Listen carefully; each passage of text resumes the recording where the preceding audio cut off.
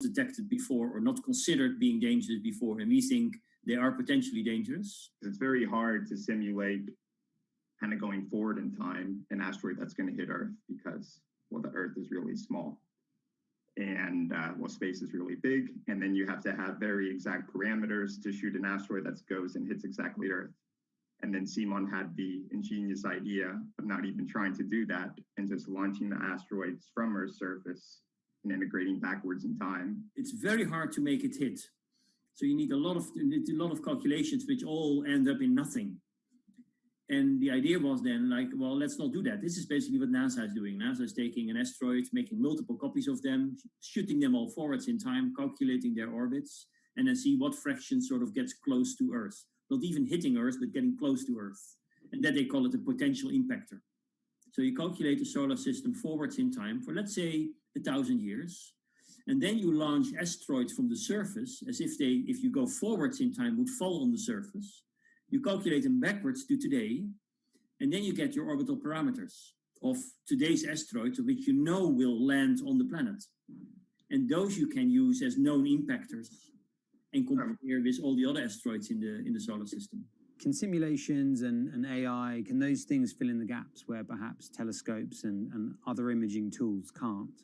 Absolutely. Since the observations get more complex, the physics gets more complex. And if the physics get more complex, the mathematics becomes more complex. And at some point, you can't solve your problems analytically anymore. And then this is where the computer comes in. Now we have this trained neural network. We have a way of calculating in a fraction of a second whether or not an asteroid is potentially dangerous or not, and therefore deserves more attention or more time to spend on for really finding out if it is dangerous. When it comes to hunting asteroids, time is critical. What we can do about a potentially hazardous object depends a great deal on what we know about it and how much time we have before the encounter. We'd really like to find them when they're decades away, because the more time you have, the more options you have, and the less energy it takes to move an object aside. It also means we might not have to resort to launching a nuclear warhead at an asteroid. Until recently, pretty much our only choice. That's an option of last resort, in my opinion, yes. We have lots of options available. You can just simply bump into the object and just nudge it out of the way. That's one possibility, and that's kind of, in a way, sort of the simplest thing to think about, just nudging it off its path a little bit with, a massive object, a spacecraft, let's say. It's just kind of like bowling, if you will. If you have a long time or a long stretch of runway in the lane, just a very small twist on the bowling ball will make a big change in where it ultimately ends up. Another option would be something where you take a very big, massive spacecraft and you park it next to the object and you use the force of gravity as a towing rig. That takes longer, though, and you need to be able to send a pretty massive spacecraft, and it obviously depends a lot on how big the asteroid is. Other options start to get more and more complicated, and they range from painting one side of the object a white color and painting the other side dark, and then letting the pressure of light sort of perturb its orbit. In a departure from the lab and computer simulations, NASA has real plans to rehearse kinetic impact deflection. In 2021, the agency will launch DART, the Double Asteroid Redirection Test mission, which will intercept a 160-meter asteroid in 2022. Better to practice now before we have to deal with an actual threat. In the meantime, discovering asteroids is our best bet. Thousands of scientists and amateur astronomers around the world make up an informal network that survey the heavens. But that may not be enough. NASA wants more resources to map our solar system and better technology. We need to ramp up our network of sensors, and also we need to just continue to strengthen our network of international observers so that we can get follow-up, because we find these objects when they're distributed all over the night sky. Once we get more observations, we get better data, we can make better predictions. If you look at the big impactors we have had in the last, let's say, 20 years, or maybe 30 years, or 50 years, most of them we haven't seen coming. So the real danger, I think, comes from the objects we don't know about, and not from the objects we do know about. This particular natural disaster, like a lot of natural disasters and like climate change, is a problem of the global commons. So the thing that we risk collectively is that it sort of then becomes nobody's problem and nobody takes ownership over it. The asteroids are all over the sky. They just truly cross boundaries and borders with a second's notice. I kind of imagine in the future, maybe lots of small satellites around the Earth that are always going and looking outward. I mean, I think it's something worth investing in. It's our existence at stake, right?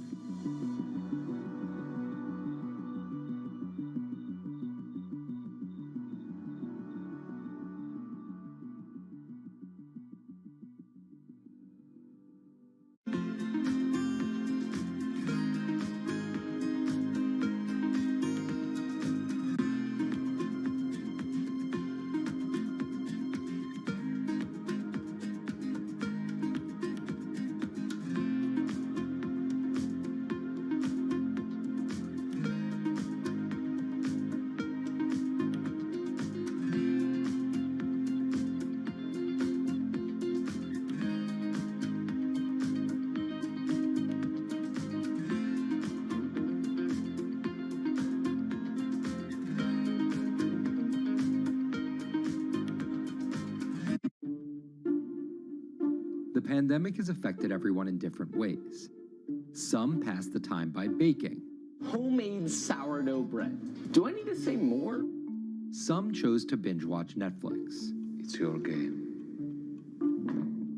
Or maybe you started a garden oasis in your backyard. Next, I'm going to put my lettuces in. But for millions of others, I'm going to be posting stocks that will boom.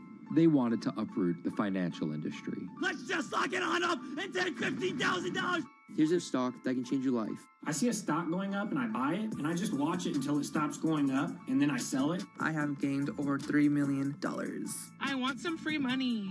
I don't think you can overstate the online communities or social media's influence on financial markets. A large group of inexperienced investors who discuss their plans on social media platform Reddit have shaken up the stock market in a big way. The stock that everybody's talking about right now is GameStop. Video game retailer GameStop is set to continue their head-spinning ascent today. The revolutionaries on Reddit are spanking Wall Street's ass. The more these stocks go up, the more the big guys are getting creamed and losing billions of dollars. This isn't a wealthy person's game anymore. Anyone can play it. I took up a little bit of a new hobby, and I'm interested in day trading. As an investor nowadays, you don't have to look a specific way. You don't have to wear specific clothes. You don't have to be doing it from a trading floor on Wall Street in like a high-rise building in downtown Manhattan. The narrative of what's driving the markets is no longer being held in secret offices in New York and Boston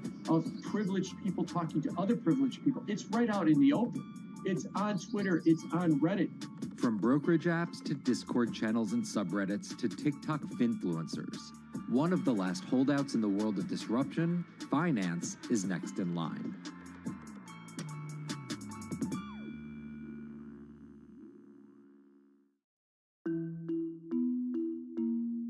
Investing should be as ubiquitous as shopping online.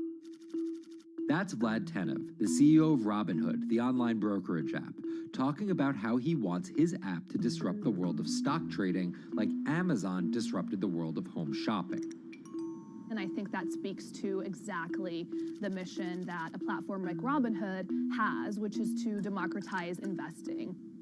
Robinhood was started in 2013 by Vlad Tenev and Baiju Bhatt in, where else, Silicon Valley, as an alternative to the big brokerages, but with one big difference. As they were building the social network around finances for people, they realized that there was a gap in the market and that free trading could become something that they could bring to the markets, they could disrupt the industry. While no-fee trading is industry standard today, it was unheard of when it was first introduced.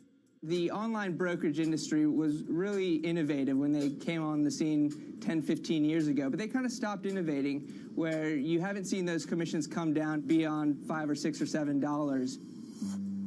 Robinhood think that by offering zero commission that they're going to push people onto this platform. And on top of no-fee trading, the customers Robinhood was courting have been long overlooked in the world of finance. So the typical customer of a Charles Schwab, for example, is putting a lot more money in that brokerage account than the typical customer at Robinhood. Even today, with all of its popularity, the median account size is about $240. There's Fidelities in the Schwabs and the E-Trades of the world. They look down their nose at those kind of accounts. I don't want a $1,000 account. They're just a headache. I want a $100,000 account. And this is key here, right? Because the thing about Robinhood that's different than every other single brokerage platform is how easy it is to use. The design of the Robinhood app really has in mind a user who might be coming at this absolutely cold. The fonts are very well sized, the shapes, the colors, all of that is something that the founders of Robinhood paid really close attention to. And by creating an interface that catered to a newer investor, they were able to gather a pretty healthy group of customers. And by 2019, they had about 10 million customers. Those 10 million customers were a huge success story for Robinhood, but no one could have predicted its explosion after the arrival of COVID-19. Remain indoors to the greatest extent, and 100% of the non-essential workforce must stay home. What we saw when the pandemic hit was the growth of Robinhood users absolutely turbocharged. And oddly, you saw this surge in interest in stock trading. Then they saw the absolute surge in 2020 in customer growth. And now, by many accounts, they have more than 20 million customers, which is pretty extraordinary. So the next step for them is to figure out how to monetize those users and how, even with their small account sizes, to get them to grow with the company and, as it releases more products, come along with them.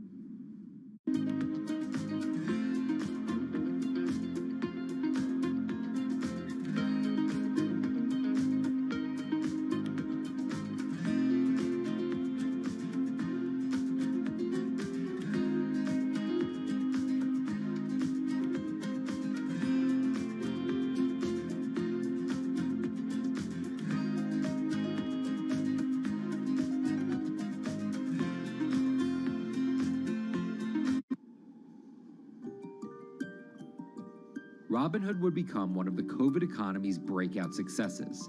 Robinhood traders, as they're called, became the shorthand explanation for the frenzy of often speculative retail investing after the pandemic lockdowns.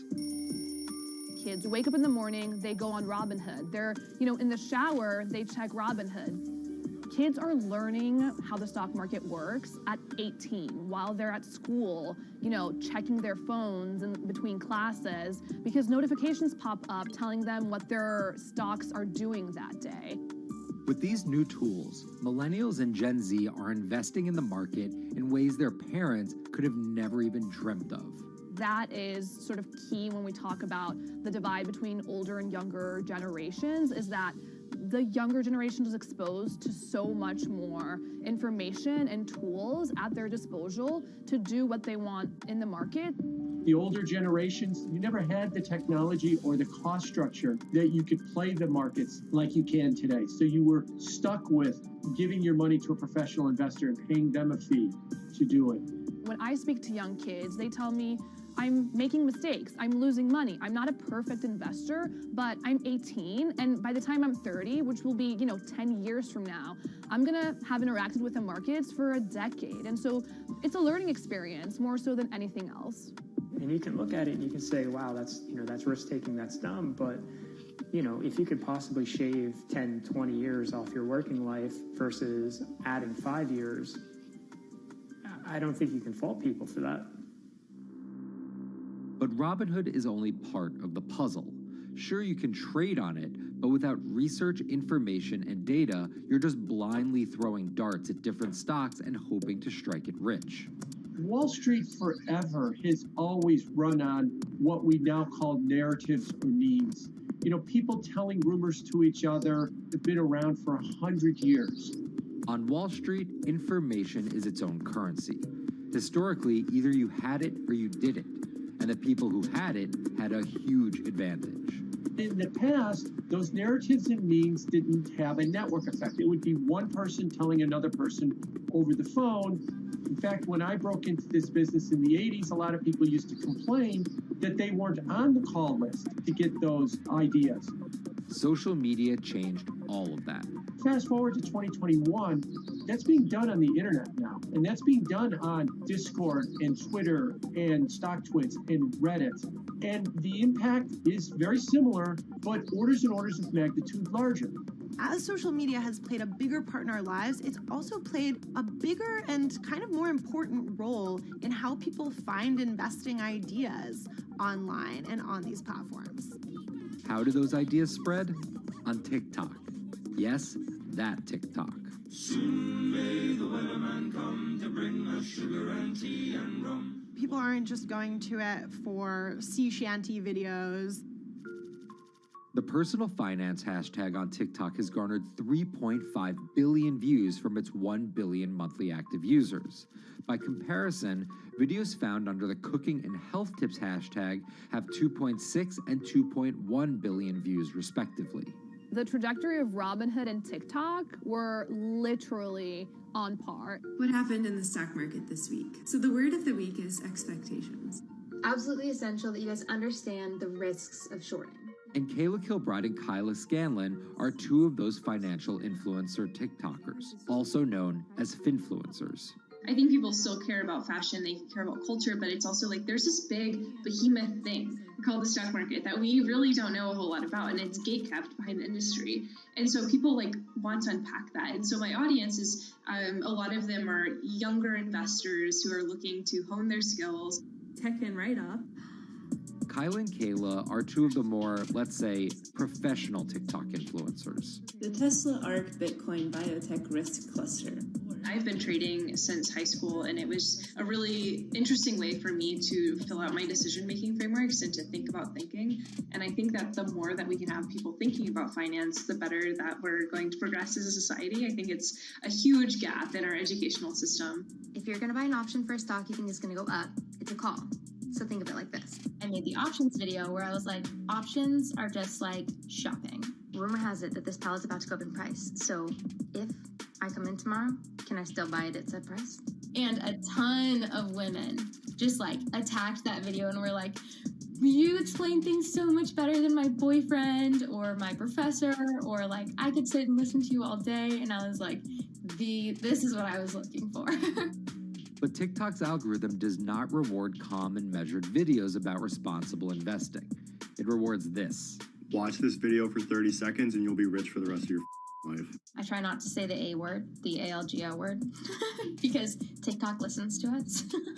The algorithm does impact how you feel. You know, you do notice which videos do better versus which videos do worse. How do you catch someone's attention in less than 60 seconds? And how do you make it something that they're like, I need this in my life?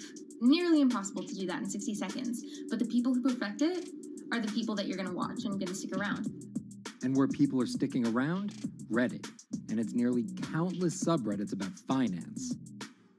And by far the biggest one of those is Wall Street Bets. There's a lot of social media platforms out there, but Reddit is like the social media platform for finance. Places like Wall Street Bets is where it all goes down. Started in January 2012, it wasn't long before Wall Street Bets adopted a 4chan-like etiquette, leading to their tagline, like 4chan found a Bloomberg terminal. We had all these unexplained stock moves, and we would be grasping for why stock XYZ jumped 20% in a day. And you would look at Wall Street Bets, and you would see people there talking about buying options in that stock, and it sort of, squared the circle, so to speak, and started making sense. And it was at that point that it was like, wow, we have to start paying attention to this. Some people on the platform really spend tons of time, and others are just looking for entertainment and to have a little bit of fun, effectively gambling or looking for an outlet, trying to make a little bit of money. Then on top of all of that, there were stimulus checks. Now, clearly, this money is going to people who need to use that to eat, to live, but there's a lot of people who use this money to invest in the stock market. And it's not just stock tips. People quote-unquote YOLO their entire life savings or stimulus checks on a single stock. They post what is called gain and loss porn, screen grabbing staggering hits and misses on stocks for the entire community to see. I'm about to lose everything. And while some of the people on Wall Street Bets are novice investors, the community contains multitudes. In one respect, what it did show us among these network groups is they are very sophisticated. They're not a bunch of ignorant people talking to other ignorant people. And this is where the pieces of the puzzle all come together to wreak havoc on Wall Street for a solid week in early 2021. It's pretty clear that the combination of more people having retail brokerage accounts and trading apps and more people being stuck at home looking for some kind of entertainment and some kind of community online came together in this very singular way. What came together is GameStop. Let's go back to the beginnings of what happened with GameStop a couple of years ago. On the boards like Reddit and StockTwits, a lot of people were talking about GameStop as being attractive value. Some of them are even, Wall Street alums who left the industry and now still have access to tools that they can use to improve their financial well-being and make very good decisions. And I think Roaring Kitty is a perfect example of that. GameStop is one of the most compelling asymmetric opportunities in the market today. Really, I don't understand how you could disagree with that. At the same time that this crowd was talking it up, the hedge fund institutional crowd didn't like this stock at all, and it had the largest short interest of any stock in the New York Stock Exchange going into late 2020. Short selling is a bet that a stock price will fall, and it's a fairly simple concept. An investor borrows a stock and then sells it. The investor is betting on buying the stock back later for a lower price before returning it to the original owner, pocketing the price difference. What a short seller would tell you is that they almost act as a policeman in financial markets, or they're at least looking for companies that aren't what they say they are. And that can range anywhere from an outright fraud that some short sellers try to expose to just a company that's not worth as much as investors think it is. The problem is, if the stock price rises, the short seller has to come up with the money to buy the stock back. And the more it rises, the more it costs. And that's what's called a short squeeze. And the hedge fund Melvin Capital was on the wrong end of that squeeze. Melvin Capital lost over 50% of its money in the month of January alone, just from being caught in the short squeeze of the stock. This is where the disruption comes in.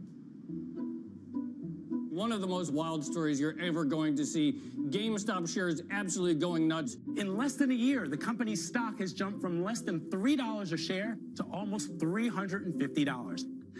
Cheers, everybody! Roaring Kitty has turned $50,000 or so investment into some $14 million. Whoa! Investors all over social media use the free trading app Robinhood to wreak havoc on Wall Street. They're actually piling on into some of these stocks to really hurt the professional short sellers. And they all used Reddit, Twitter, TikTok, and Discord to tell one another to keep buying and, quote, hold the line and not sell GameStop. People are getting cheerleaded for jumping in, buying at the highs. They're saying, keep going. And it was working too, until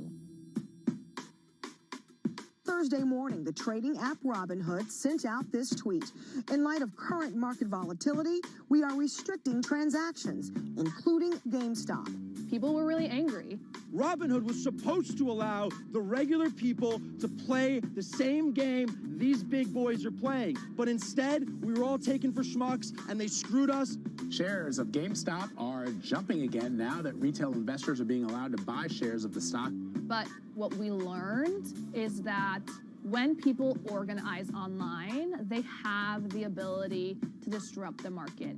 And it was a big sign the ivory walls of the institution aren't as powerful as maybe the institutions thought them to be.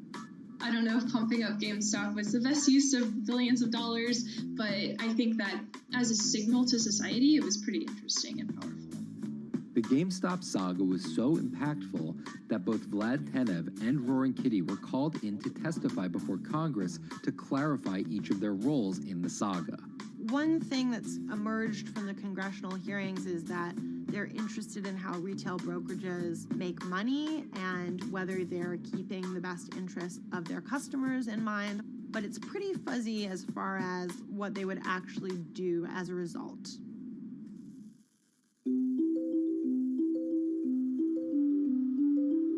While the frenzy around GameStop eventually subsided, it didn't take long for retail investors to find other areas to invest their money.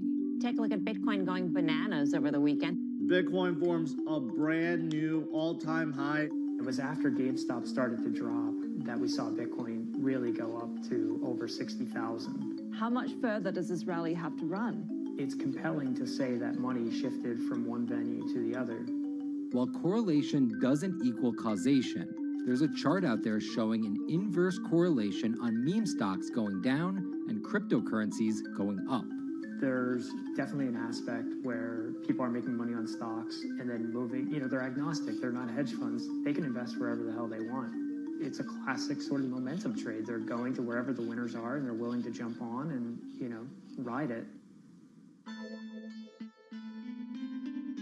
So whether it's meme stocks like GameStop, meme coins like Dogecoin, or entirely new ways to invest in art like NFTs, the new kind of retail investor is making its presence known. Over the next 10, maybe 15 years, you're going to continue to see, whether by choice or by force, that baton go from older generations to younger generations. I don't think any single app is going to be the thing that disrupts. I think people are the disruptors. How people get ideas about what to invest in has become increasingly entwined with social media. And as social media companies govern more and more of our lives, the fact that now they're tied in more intimately to people's wallets is something that we might want to understand better. Usually what disruption, I think, means is technology comes in, whether it's blogs to the newspapers or online retailing to brick and mortar. They come in and they're in the same business, but they just do it in such a gigantic cost savings that it causes everybody to switch.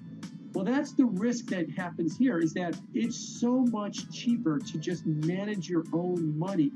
We're not there yet, but costs and conveniences are moving in that direction. So I'd say, Wall Street, you haven't been disrupted yet, but you could be in the coming years, and that the final chapter on this story hasn't been written.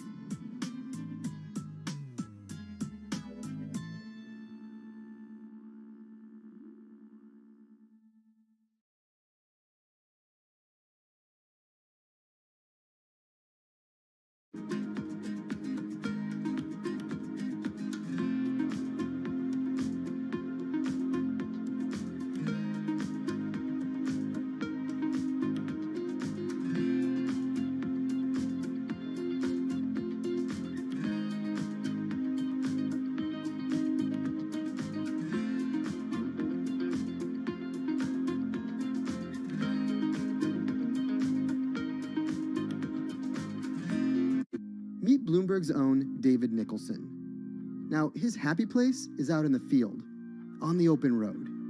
But like the rest of the world lately, he's been working from home a lot more than he's used to. COVID-19 has prompted a massive urban exodus as professionals of every ilk yearn for more space to live and work. As a result, rural areas have exploded, and they're poised to experience a resurgence as more and more families pack up and leave the big city to try out life in the burbs.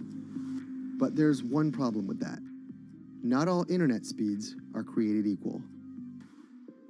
Anyone who might need to upload or download large files for a living may not want to pack up and move to that cabin in the woods just yet. Now, David's house isn't a cabin, but it is in the woods, and inexplicably, his internet is workable. My internet is okay. I pay a lot for it. It's around $140 a month.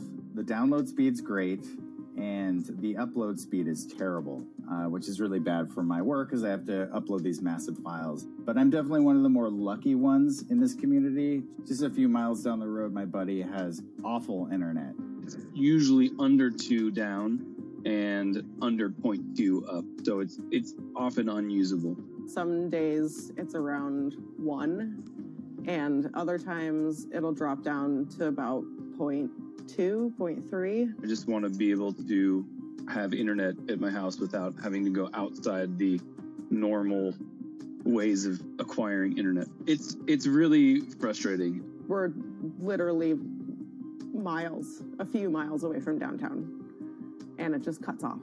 This is a problem, and the solutions are not there yet, because getting high-speed internet in rural areas en masse is something our providers may simply not be ready for.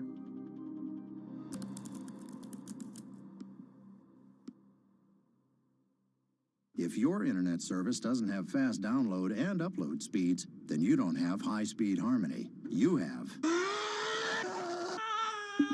Americans on average pay about $70 a month for internet at home, but in rural areas, it could cost a lot more for a lot less service. So the pricing for a fixed wireless provider here can be something between $80 and $150 for about 25 megabits per second. However, gigabit service, which is 1,000 megabits per second and symmetrical, is running at about $119 a month or $130 a month. That's John Paul. He co-owns Spiral Fiber, an internet service provider here in Nevada County, California. And for the past 10 years, he's been trying to bring an affordable fiber optic network to town. It all started when he applied to be part of the pilot program for Google's fiber service. Across the country, civic boosters have been going to extremes, chanting, singing, Google in the morning, and marching, trying to get the search engine giant to look at their town. The internet these days is crucial to be in the world, to be a part of the world, and to be connected to your community. Google ultimately went with Kansas City, Missouri, which left Paul on a mission to get funding to lay out fiber optic networks for gigabit service. Over the next several years, he would attend conferences and pitch venture capitalists and apply for grants to make his vision come to life. One of the biggest roadblocks to building infrastructure for the internet here in the United States are the existing large providers. They have their land staked out. They would prefer that nobody come in and compete against them. In 2013, we applied for a grant. We went down and met with the commissioners at the California Public Utilities Commission. It was an arduous process to get funded, but we finally did against all odds. We got a $16 million grant, and then we went out to seek venture capital. Then, in March of 2020, the pandemic hit the world. Everybody got locked down, and everybody came home, and everybody started using the internet. And I remember seeing on one of the local fixed wireless providers' websites, they've said, hey, we know you're all staying home, but please don't use too much video, and please don't use too much bandwidth. And I thought, that doesn't work. The U.S. connectivity gap is far greater compared to countries that are considered its peers economically. Some developing nations actually have better internet than rural America, like in Kenya, which has a state-of-the-art fiber optic network fed in from their coastline. The American connectivity gap does largely affect rural areas that are either outside of service coverage or simply prohibitively expensive. This is Rebecca. She and her family moved to Nevada County just a couple miles down the road from David. They took for granted that high-speed internet would just exist in the area, and it's not something they even bothered to check on before buying their house. Turns out, all they got was dial-up.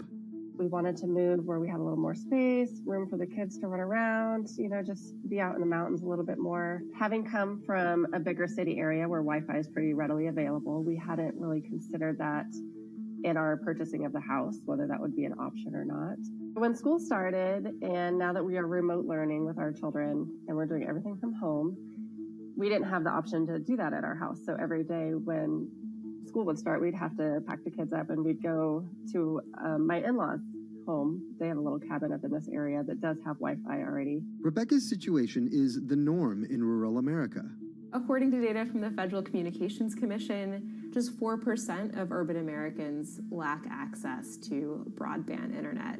That's compared to almost 40% of people who live in rural areas. While that was the case, there were also racial and socioeconomic divides in terms of who had that access. In addition to that geographic difference, low-income African-American students, Latino students, and first-generation college students were more likely than others to have only one device at home that's shared among multiple siblings and or lack access to that actual connection.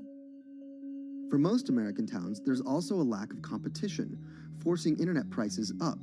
And large providers like AT&T and Comcast aren't incentivized to expand service to these rural communities. This is how Xfinity makes life simple, easy, awesome. So in our area, we have a small imprint of Comcast, but they're not going to go out to the more rural areas. It's just not cost effective for them to do it as a large company. In order to lay fiber cable, you're actually physically digging trenches into the ground. And for internet service providers, they're primarily focused on maximizing their profits. And so the fewer customers you have, in any square mile and the more fiber you have to lay, that's just kind of harder to pencil out from a purely economic standpoint. AT&T released a statement on the matter, expressing the need and desire for government assistance to fund fiber optic expansion to areas deemed unprofitable. Comcast released a similar statement, encouraging more public-private collaboration on this effort. Federal agencies do offer grants to help communities build broadband networks, but many have argued that there's not enough flexibility on how to use these funds. The COVID-19 relief package passed by Congress in March and signed by President Donald Trump awarded $43.3 million to 51 projects on the East Coast alone. But it also stipulated that these projects needed to be up and running by December 30th. For contractors who plan projects months and years in advance, it's a scramble to rearrange their schedules to meet that deadline. So what we've been asking the federal government to consider is at least have, as long as the projects are getting started, knowing the projects are being put into place to expand both remote learning, working from home, and opportunities like that that are truly driven from COVID. We're moving as fast as we can regardless, but hopefully they'll give us some more time. Talking to John Paul, it's clear that he believes broadband is something that can transform a community and should be considered a public good. One of the first communities to come on in the United States with full-on gigabit service was Chattanooga, Tennessee. Now, they're a bigger city, but they're a city that was economically in a downturn. In the last 15 years, the city of Chattanooga has turned around in an amazing way. It's a nexus for young people to move to. It's a place where technology happens. It's not just about logging on to Zoom, to connect with your colleagues who might be in New York City. It's also your ability as a small business, operating in the town of Nevada City or wherever it may be to, quickly upload your payroll documents or something onto the cloud, or to quickly, swipe a customer's credit card. There's just some really basic business functions and mechanics that I think people in big cities really take for granted, and that are just going to be a much bigger challenge for small business owners in rural areas.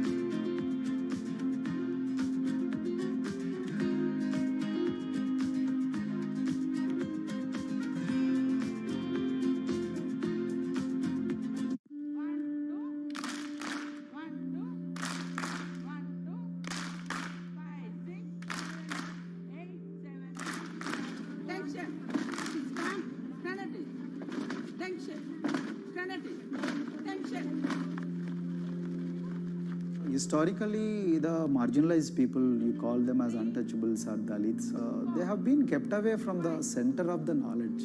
Once you are born into a caste, it is very difficult for you to grow beyond that. You are stuck in that identity.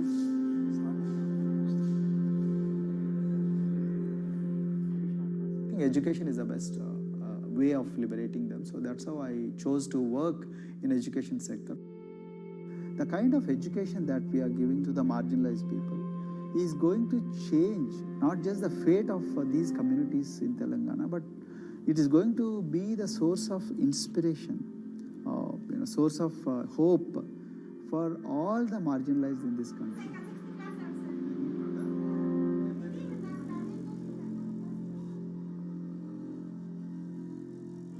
Greatest flight in India is the system of caste. For generations of Indians, the social code known as the caste system has defined how people earn a living and whom they marry. Although outlawed 7 decades ago, castes remain a significant factor in deciding everything, from family ties and cultural traditions to educational and economic opportunities. Dalits, people who are on the lowest rung of the caste system, constitute almost 1/5 of India's population of 1.3 billion. Not able to afford the high tuition of private schools, many are forced to attend government-funded institutions, which in the past have suffered from poor infrastructure, lower education standards, and high student-to-teacher ratios. But Dr. Praveen Kumar is trying to change that.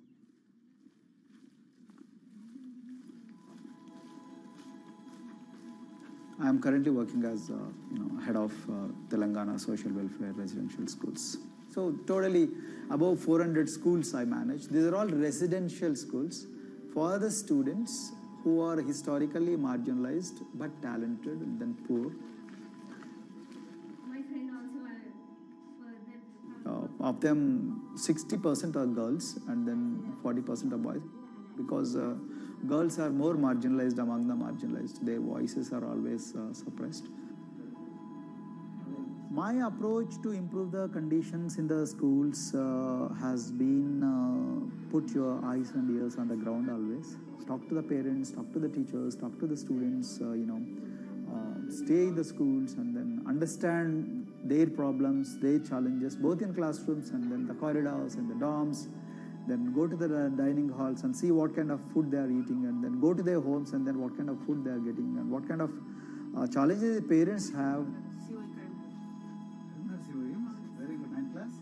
One of the important changes that I brought in after I took over was to complete the transformation of mother tongue to English medium, because English medium, as I said, English is the language of emancipation, a language that connects you to the whole body of knowledge in the world. So we had to train a lot of teachers. refer to the dictionary also, okay, and find out the new meanings. As well as you're going to describe about. Hey, Richita, how are you? Hi, Sindhu. Fine, thank you. And how about you? I'm fine too. It's been a long time. Identity is extremely important. There is a scientific evidence to prove that your sense of identity is extremely crucial to your growth as a successful human being in your life. If you accept an identity which is very humiliating, which reminds you of very painful past, I think that identity will not help you to grow. I'm not saying that you should forget your past. I'm not saying that, but that should not be the bubble in which you must live always.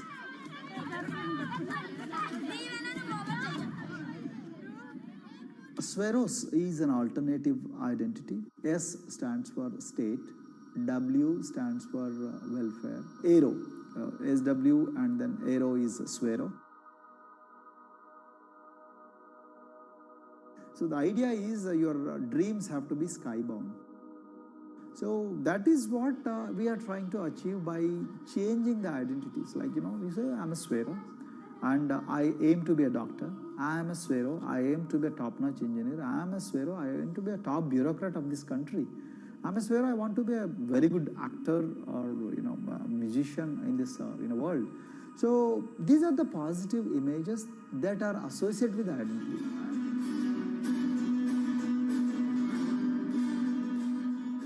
Just to give an example to you, in 2012, in our institution, we used to produce about 6 doctors per year. But because of our, this self-liberating ideology of Sveroism, we have, this year, we have produced about 189 doctors. This is phenomenal for any poorest of the poor people. You know how difficult it is to get into medical colleges in this country. So, but today, because of this ideology, the students have been able to achieve this, feat.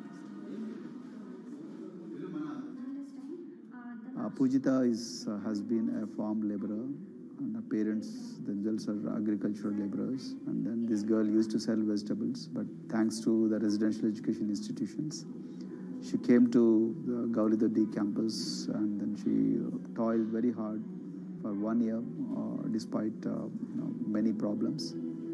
And today I'm so happy to share with you that she has joined one of the prestigious medical colleges in the state of Telangana, Usmania Medical College, and then in future she hopes to be a gynecologist. So this is the journey our children are hoping for. Similarly, the Mount Everest expedition. Mount Everest expedition, we are very fortunate enough to place the youngest ever female in the history of this world on the peak of Mount Everest. How did this happen? It's all because of an ideology that helps you to liberate yourself.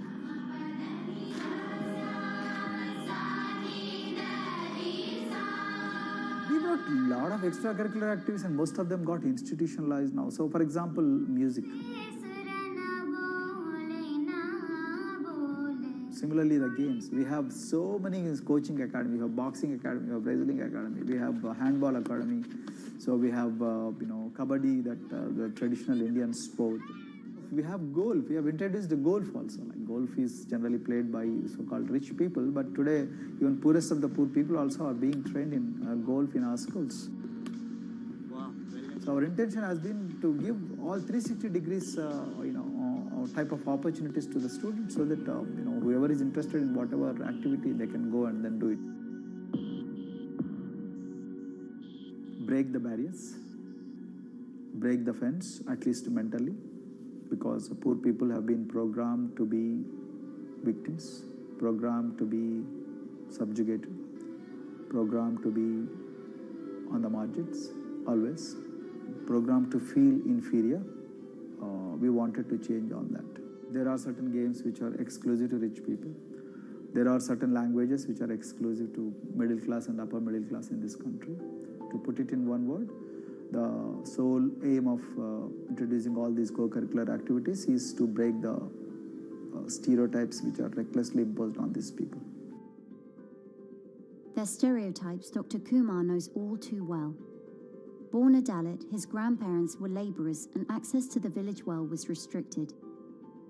Dr. Kumar credits his parents' belief in the power of education with helping him realise his aspirations. He went on to join the Indian Police Service, attended Harvard University, and then began pursuing educational reforms back home. I attribute whatever I am today, it's to my mother primarily.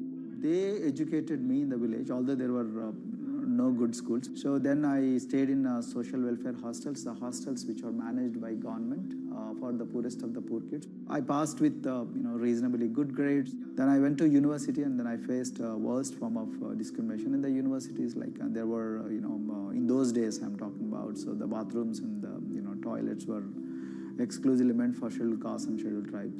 We used to fight discrimination on one hand and then again, try to excel in academics, day in and day out. So that's how I came to education, because I deeply believe that education is the only important weapon that can really, place the poorest of the poor people from a very victimhood orbit to a prosperous orbit. I think in future, this is going to be a game changer for the marginalized in this country.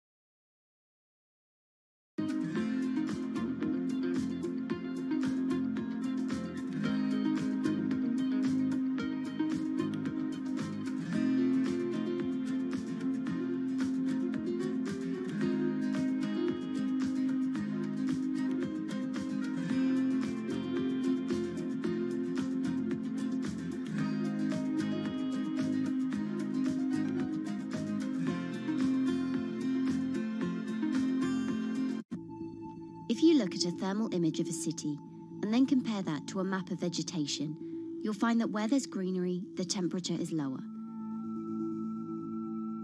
That's because things like asphalt, concrete, and shingled roofs absorb more heat from the sun than trees. This is the urban heat island effect, and it accounts for higher temperatures in cities, often by several degrees compared with their surroundings. It's becoming a huge risk to human health as growing urban populations exacerbate the heating effects of climate change. Heat waves kill more people than any other extreme weather event, more than tornadoes, hurricanes, and even floods. That's why urban heat island mitigation strategies are being studied in Singapore by a group of researchers. The government-backed project called Cooling Singapore is now in the process of combining everything they've learned to create a digital tool that can help cities all over the world, starting with Singapore.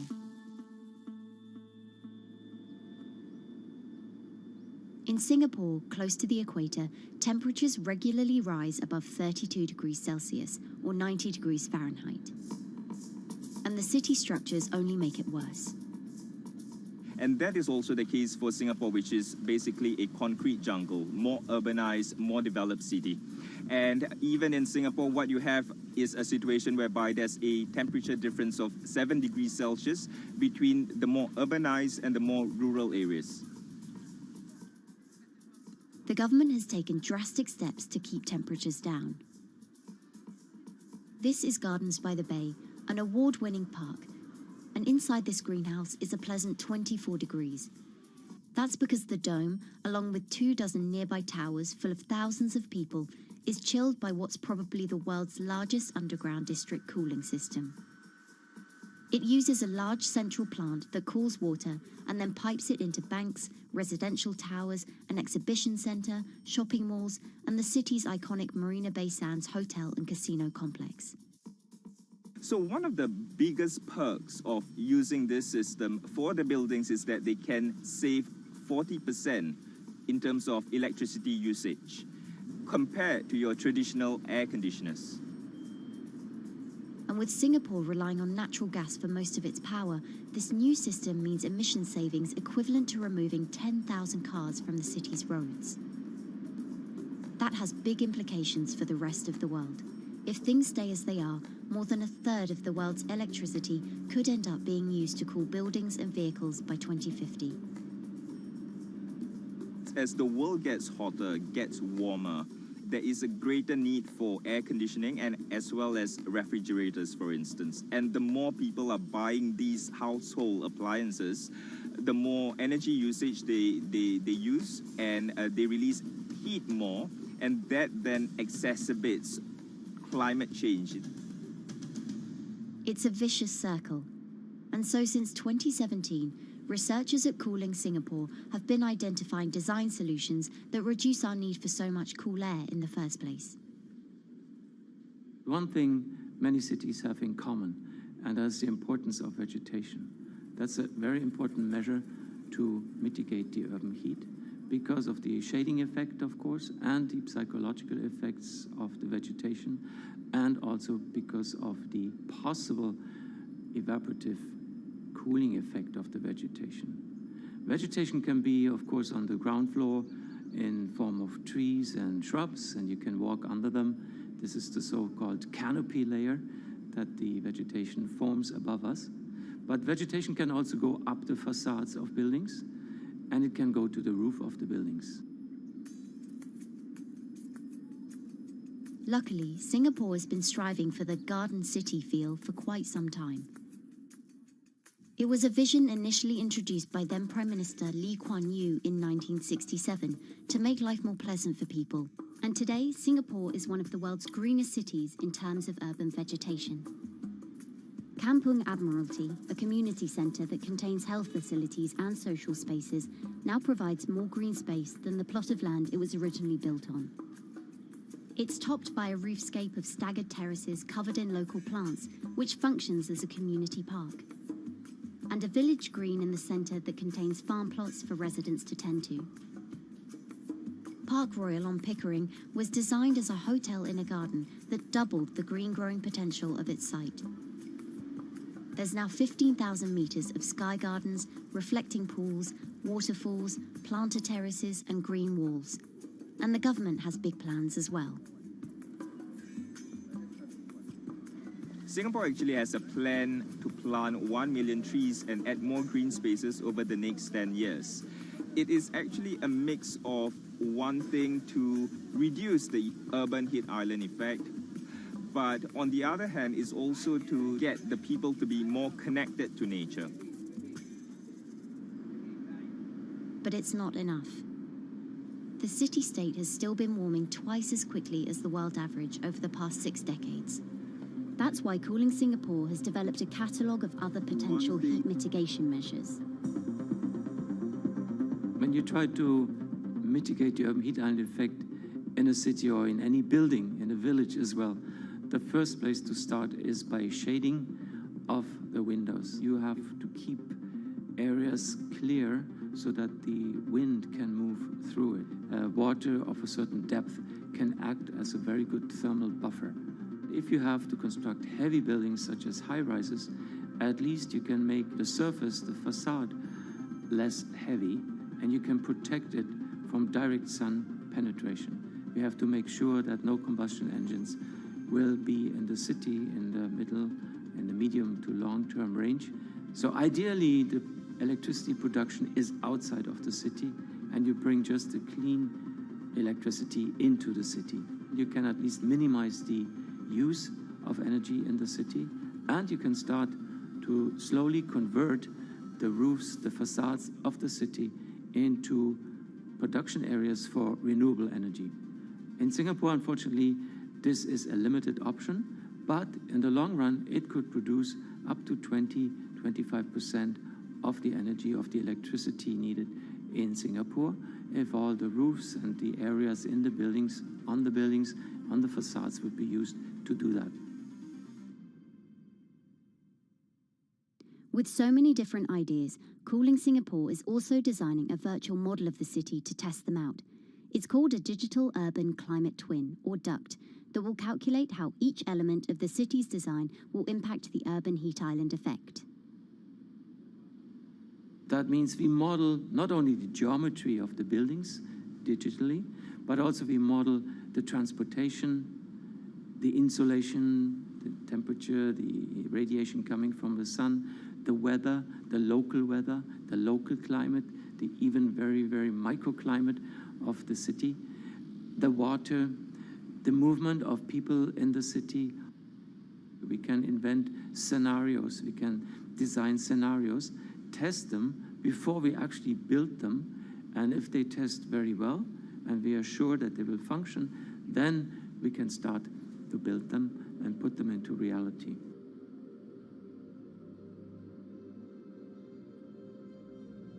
Singapore will be using this new tool to figure out which actions it should take next.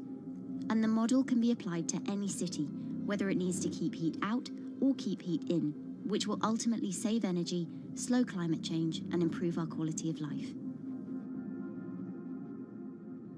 So this is something that Singapore will be able to export, maybe even together with its city development systems that it already has. Singapore is one of the very few cities in the world that really combine this scientific approach with a very well-established urban redesign and urban design approach. Through its agencies and the combination of its agencies, it has achieved a lot in the past. If it keeps following the scientific path and the combination with the other knowledge in the city already, we think that it will be a very comfortable and very livable city in the future, even more than today.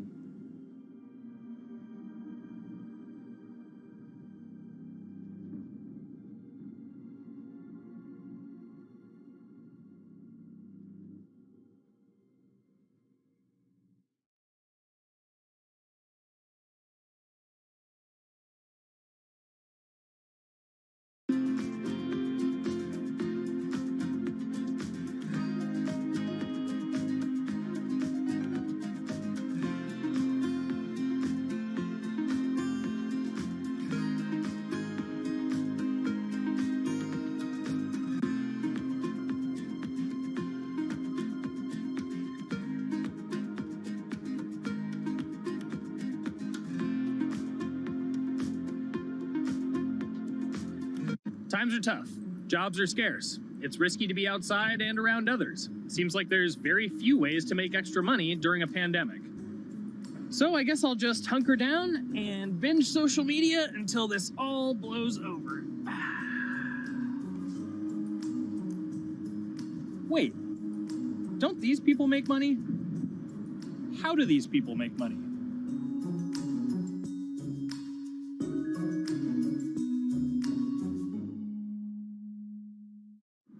Streamers, YouTubers, Twitch stars. How do they make money? Is it a lot? Is it a lot of work? I know, I gotta ask somebody in the biz, and I got just the guy. Austin John Plays.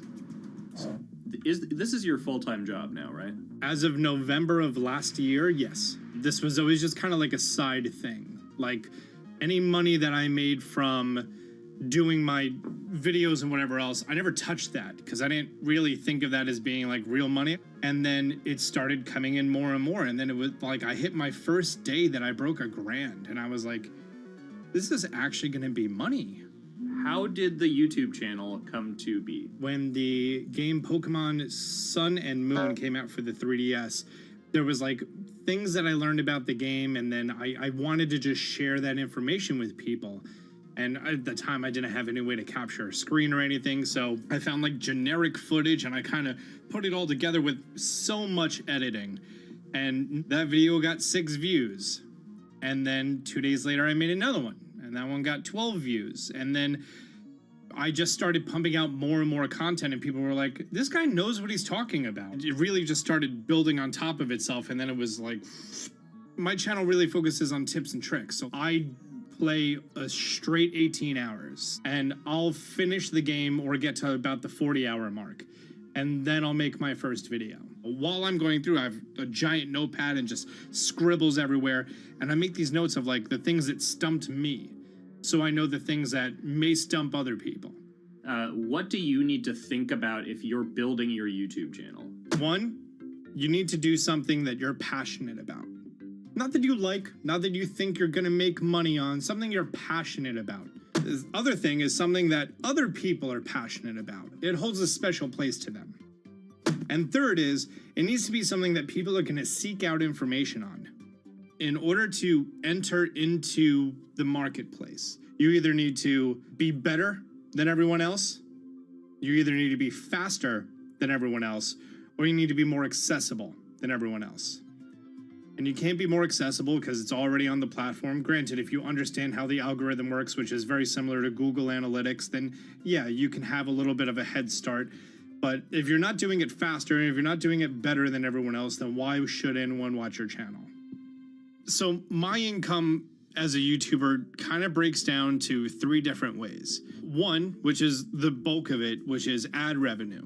Whenever you go and you watch a video and then there's an ad and then you wait 5 seconds and you hit the bottom right corner and then you go on to the next video, or a non-skippable ad, or the video starts immediately, you get the little banner ad at the bottom, or if you scroll down from the video, the first thing that shows there is an ad. Those are the 4 different types of ads that can appear on every single YouTube video.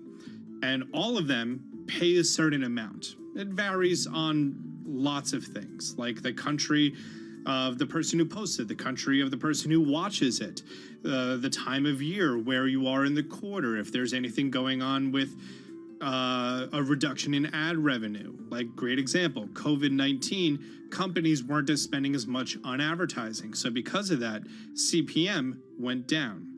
CPM stands for click per 1,000. I'm using the Roman numeral for 1,000.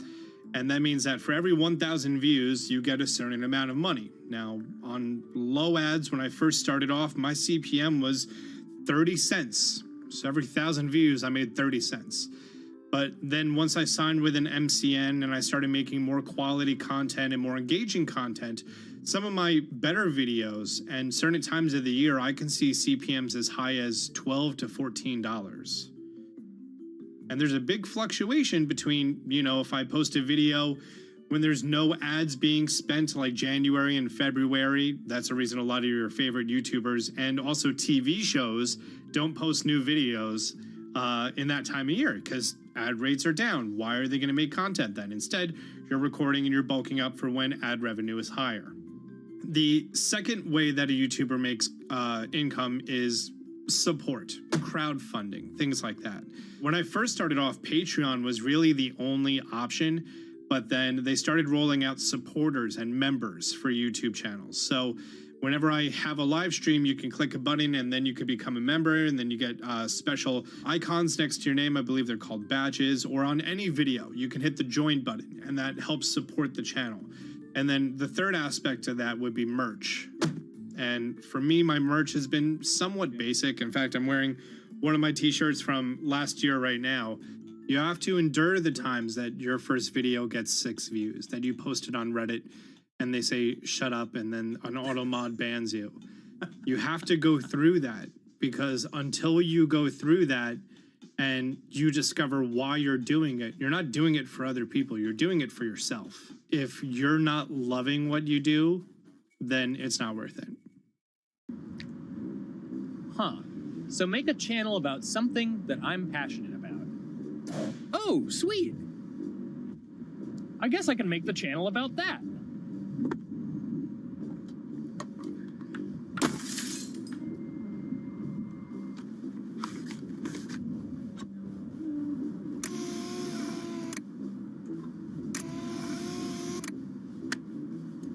Now, how do I grow an audience?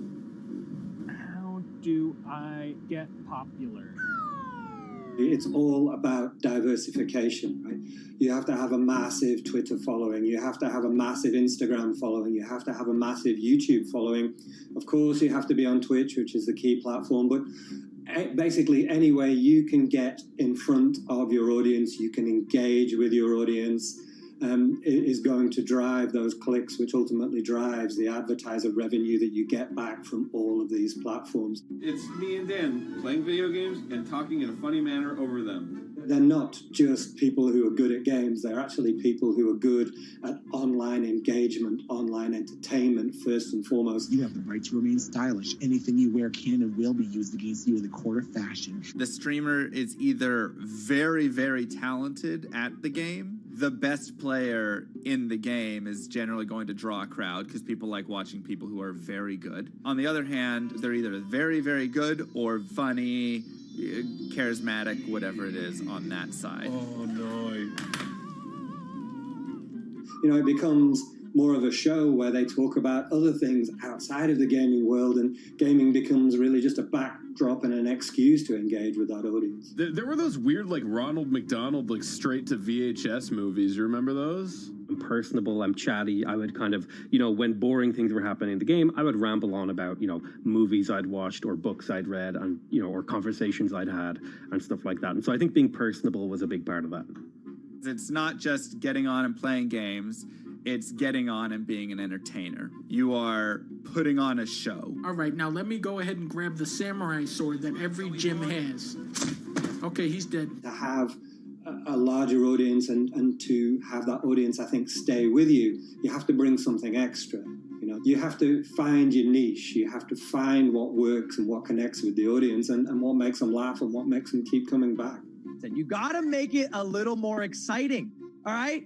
Throw in a hanging bishop. Have everybody in suspense for a moment.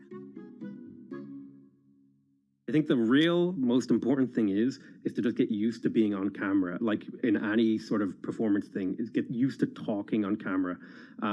You know, my first few videos were terrible, but because I sat down and did it for 6 to 8 hours a day, I just got used to talking and I got over that uncomfortable hump. If you go into Twitch purely with the expectation that you're going to make money, make a job out of it, have all this growth, and it's going to be great, you're probably going to burn out prior to getting to that point because there's very little payoff for a long time, right? Like multiple years generally before you really start to see a payoff. And so, you know, those first few times you're streaming, nobody is there. One person shows up every 30 minutes, says hi, maybe, and leaves, right? Like, it's very discouraging, I think, for a lot of people. And so you have to be there just loving it. You have to love talking to yourself when nobody is around. You have to love just the game that you're playing, all of that stuff, because it takes a while, and I think a majority of people burn out prior to getting to the like profitable point of it. And there you have it. My very own YouTube, Twitch, Discord, and streaming channels all ready to go live. It's a veritable social media ecosystem just on the verge of thriving. So, don't forget to smash like and subscribe, and visit my Patreon for perks. Also, go to my merch page. And one last thing, stay cool, my friends.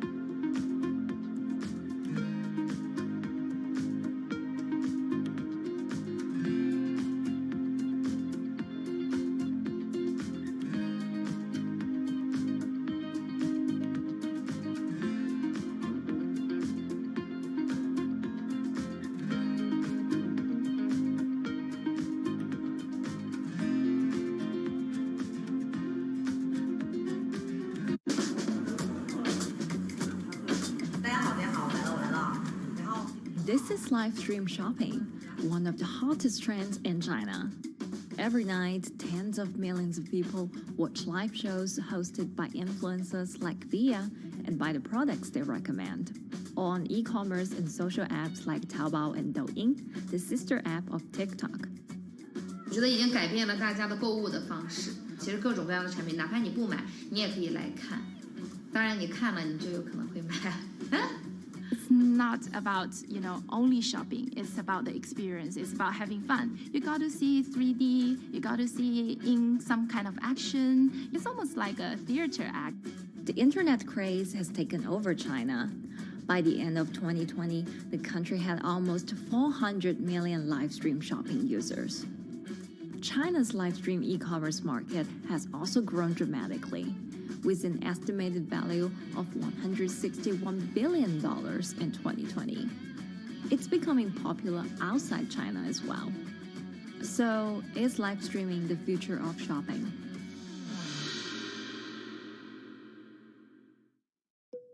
Live streaming is not a new thing. In China, it started in 2015 with the rollout of 4G, and it was first used for entertainment and socializing. Many live streamers performed for their followers or chatted to them, making money by receiving virtual currency and gifts. In the West, live streaming is mainly the domain of avid gamers. In China, it's broken into e-commerce. China actually has a very big e-commerce empire, so it uses these super apps, what we call that you have payment, you have search of information, you have recommendation system, and you have huge amount of goods available on the platform, and as well as a lot of consumers. So with this advantage, they merge these features of live streaming to make the influencers actually sell goods. Here is a perfect choice: nice neutrals, beautiful print, nothing overwhelming, and the warmth and comfort of flannel. This is item. Traditional TV shopping involves a one-way direction, whereby a host introduces a product, demonstrates certain things, and say, call this number or something. But live stream shopping is live. That in itself is a very, very big difference. It causes different psychology, and live stream shopping is a very entertaining way of actually engaging someone else. When you shop, actually, this live streaming video will continue. It will minimize into a corner, and you can buy the items and pay all on the same app. And after that, the live streaming screen will just enlarge by itself, and the promoter will come back to screen.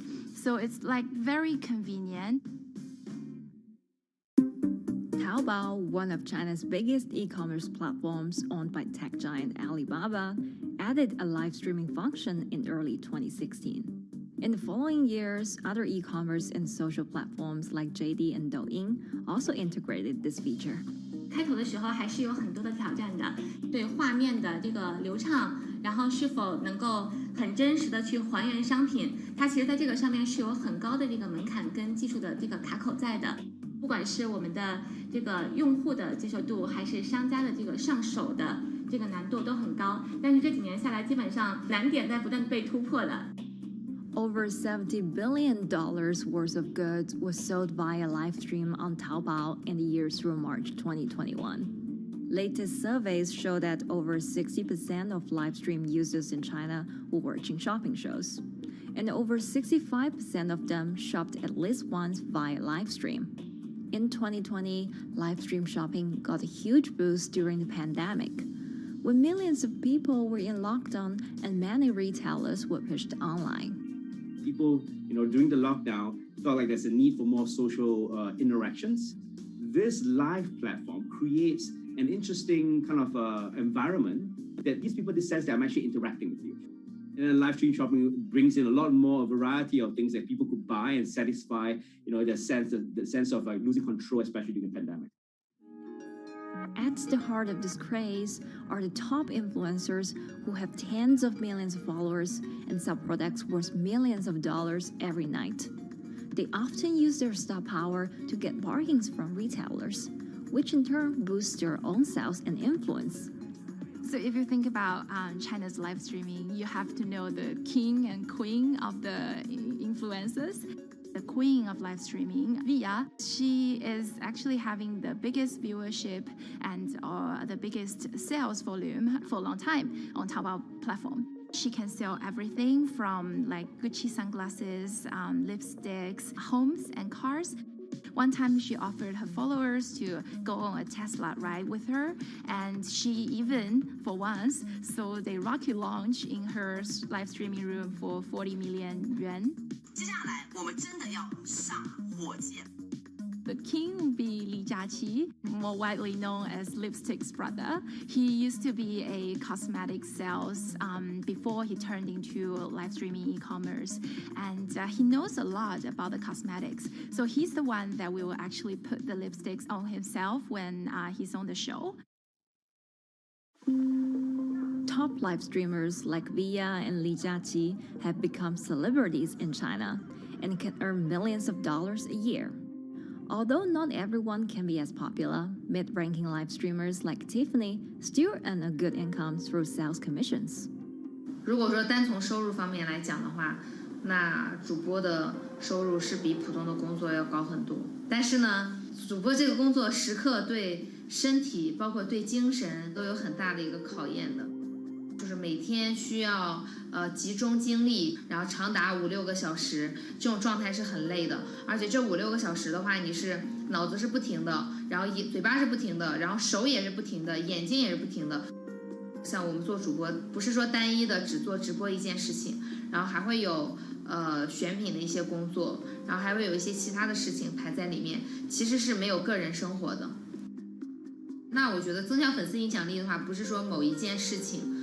可能今天做了什么事情你就增大了影响力，而是每天不断的内容的输出，粉丝不断的可能对你的了解，慢慢的信任你。没有芝麻酱的味道，如果吃不习惯的话就慎买。A lot of successful live streamers are generally very good at communication. They're very good at articulating very simply what a product does, what a product doesn't do. In order for them to sell, they need to be trustworthy and appear trustworthy, and they need to, show in some ways that they're authentic, right? So for Via and Li Jiaqi, they are able to articulate that quite a bit through their body language, through what they say. For example, Li Jiaqi will also sometimes say bad things about certain products because to him there's his honest opinion, and sometimes people want to hear that. And so they seem very credible, they seem very trustworthy, and don't forget, they're also very entertaining and very interesting. If you're familiar with Li Jiaqi, he won a Guinness record for like the most lipstick applications to models in like 30 seconds. So if you're able to create a lot of buzz with interesting things that you do, people who may not want to buy lipsticks will also stream in just to watch what he does. And then from there, you might get hooked. 这就是一般女生出门的时候涂的口红的颜色。Live streamers also use sales techniques such as limited time or supply. This sense of scarcity can often encourage viewers to buy. The platform in itself creates and enhances some of these things because you see it live. Something we call social proof has taken over, meaning that, hey, other people are interested, other people are joining in, other people want the same product. and they add it in the chat and they ask questions and they say, oh, I want this too. What happens then? It makes the whole product even more scarce. But it's not just influencers. Local farmers, luxury brands, even mutual funds have also started their own live stream shows. Working with very top-tier live streamers can be risky. It's not necessary that the benefits will end up with the brand. So we see company executives opening their own shows. And we see like P&G have their own sales room, which runs shows every day as well. We also have like local governors in like small towns to sell their agricultural products. So the live streaming is definitely transformed the way product owners can think about how to reach their consumers. And it enables a lot of players to actually sell. Live stream shopping is going global. Merchants in Southeast Asia have embraced this trend. And in the West, Amazon has upgraded its live streaming function, adding interactive features like chat rooms. Companies, including Google and Facebook, are also developing and investing in technologies to integrate video and e-commerce. 直播电商它其实已经开始成为主流，它未来的发展空间跟潜力都是巨大的。接下来大家会越来越依赖这种购物方式，会变成一个比较日常化、比较规范化的这么一个趋势。If you look at the numbers alone, their numbers alone, Li Jiaxi's numbers over years now, you know that they can sell and you know that they can generate revenue. Are they able to sustain it over a long period of time? It depends on how innovative they are at changing some of the things that they do. But you can't expect consumers one day turn into virtual shopping for good. There will be the nature of us that crave to go into the store, to touch the goods and actually wear it and see how it looks like and walk around in that with our friends. And those things wouldn't be replaceable with live streaming.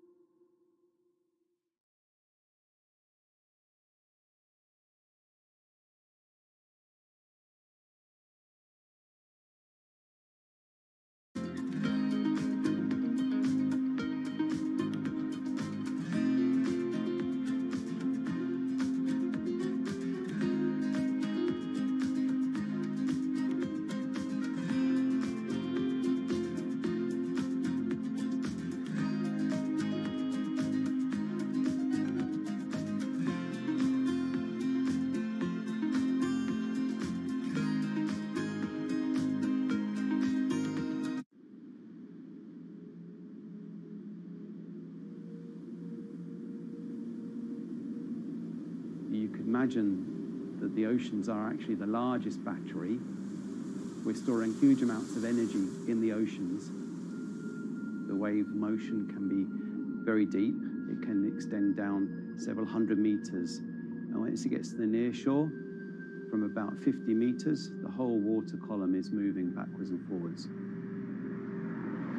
As we search for ways to reduce our reliance on fossil fuels, some are looking to a largely untapped potential source of renewable energy. In theory, waves off the coast of the United States alone could generate over 2 trillion kilowatt hours of electricity a year, enough to power more than half of the country. Waves intensify and subside not as quickly as the wind, and that means that it can produce a smoother power generation curve. One of the potential advantages of wave energy is that it could act as a complementary source of power compared to other renewables on the grid if it were to be scaled up to commercial scale.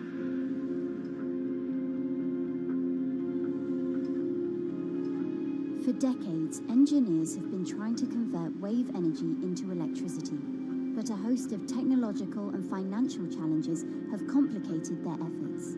In the years from around 2006 to 2015, there were a spate of bankruptcies in the sector, and this was largely because of a lack of kind of continuous proven projects out at sea with reliable electricity generation. Since then, companies have been trying to develop the technologies at a steadier pace and with a smaller cash burn. But the same questions remain. Can companies develop devices and technologies that actually work?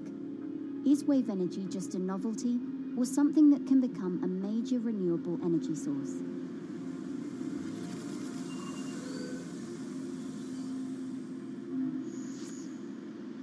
the sea is a very challenging environment within which to operate a power project. So seawater is corrosive and conditions are very rough. So this means that power projects don't have a very long lifetime, and it increases operating and maintenance costs. Partly because of that, many early wave energy projects hit rough waters, such as the Palamas Wave Energy Converter in Portugal and the Isla Limpet project in Scotland. But that hasn't stopped others from trying.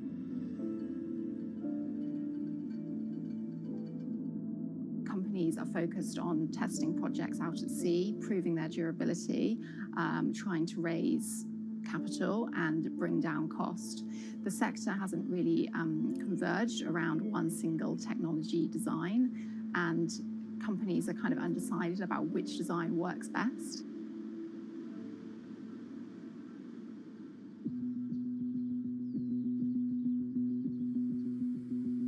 Finland-based AW Energy is a veteran in the sector. The first proof of concept of the company's device was made in the 90s after diver Rauno Koivusaari observed the strong back-and-forth movement of a hatch cover in a shipwreck in the Baltic Sea.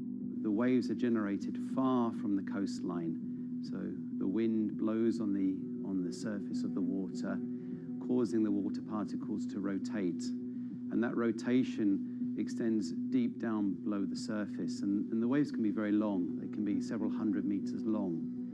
And as they come into the near shore, this rotational energy turns into an elliptical energy, and eventually backwards and forwards, as you probably noticed if you've been swimming on the seashore in large waves, you're pulled in and out. That's the energy that we're extracting. There's a sweet spot where we deploy, so around 10 to 15 meters of water depth. That's where there's still strong wave energy coming in. After years of research, prototyping and testing, the company has deployed Wave Roller, a 350 kilowatt device in the waters off Portugal. Wave Roller has an 18-meter wide and 10-meter high steel panel fixed to the seabed via a floatable foundation. The panel moves back and forth with the waves, capturing the energy. It's submerged in the depth of 15 meters, so it's protected from the extreme waves. We generate electricity by capturing the movement with hydraulic circuitry in a machine room underneath the surface. That hydraulic energy we turn to electricity with hydraulic accumulators and hydraulic motors, and also a generator. The Wave Roller has survived large waves at sea for over a year and delivered electricity via an underwater cable to the grid in Portugal. Meanwhile, the company has won a €2.5 million grant to work on an upgraded version of the Wave Roller, aiming to increase the electricity generation capacity to 1 megawatt. The upscaled device would have a bigger panel, 2 power takeoff units, and improved software to control the energy production. We have taken into use a wave prediction algorithm that kind of tells us what kind of waves are coming in to our device.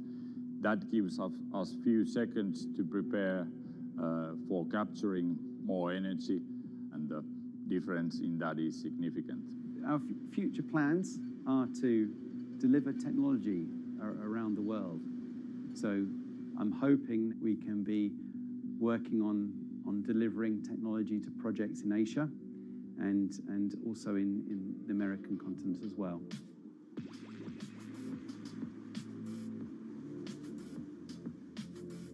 Meanwhile, Israeli company Eco Wave Power is taking a different approach to capturing the power of the ocean. For the company's founder, Inna Braverman, developing new sources of renewable energy is a personal mission.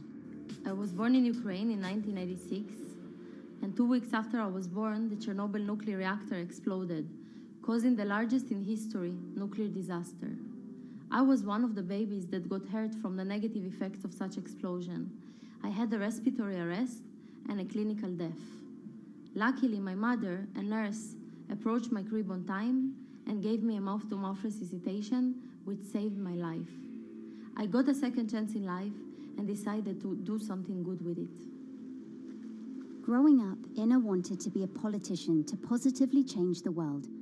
After working as a translator at a renewable energy company, she decided to change paths. Solar and wind energy were fully commercialized. There were a lot of amazing technologies implemented everywhere. I saw that wave energy, although it's an immense source of electricity, the biggest companies in the world are trying to develop wave energy with no success. And there was kind of a race going on in the world of who is the company that is going to develop a viable wave energy solution first. In 2011, the then 24-year-old Inna co-founded EcoWave Power. Instead of installing devices offshore, the company's devices are attached to existing breakwaters, jetties, and piers. Our technology is very cost efficient, especially in comparison to the offshore technologies, because we don't need any ships, divers, underwater mooring, or cables. We install on existing man-made structures, and all our expensive equipment, the generator, the hydraulic conversion unit, the automation, is located on land just like a regular power station. This is the EcoWave Power conversion unit that has been operating in Jaffa Port since 2014 until 2020. Here you can see how the technology works. Basically, the floaters are going up and down and pushing the hydro cylinders, which transmit biodegradable fluid into land-located accumulators. A pressure is being built. The higher the waves, the higher the pressure, which is used to turn the hydro motor, which is turning the generators. The whole system is controlled by a smart automation system, which you can see right here. And in case of upcoming storms, the system automatically raises the floater above the water level and keeps them in the upward position until the storm passes. The company has been operating a 100-kilowatt grid-connected device in Gibraltar since 2016, which is enough to power 100 households. Currently, Inna and her team are working on another 100-kilowatt project at the port of Jaffa in Tel Aviv. The project will be also the first time in the history of Israel that wave energy will officially connect to the electrical grid. And our goal going forward is to expand it to all suitable breakwaters in the city of Tel Aviv and to supply a significant part of the city's electricity needs. Today, engineers and entrepreneurs are still trying to crack wave energy. Globally, only a few hundred kilowatts of wave energy are deployed, compared with gigawatts of offshore wind. But the field has come a long way in recent years, and with the right engineering solutions, this new power source could eventually become competitive with more mature renewables like solar and wind. I would have a lot more confidence in the success of wave energy companies today as opposed to like 20 years ago. But in the next few years, or maybe the next couple of decades, it will be more likely to be used in remote locations like islands that are otherwise dependent on expensive diesel power, or out at sea on gas decommissioning rigs, or for powering underwater autonomous vehicles. So definitely, wave energy can compete with other renewable energy sources, but I personally believe that this is not a competition. In order to have a 100% renewable energy friendly world, we need all renewable energy sources to work together.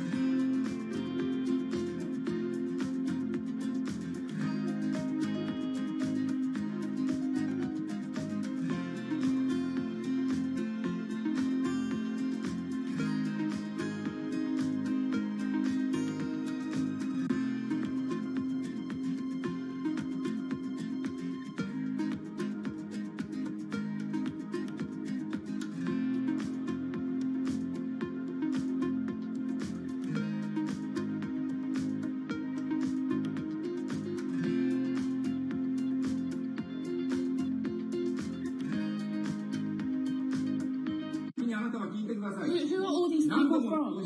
Who are all these people from?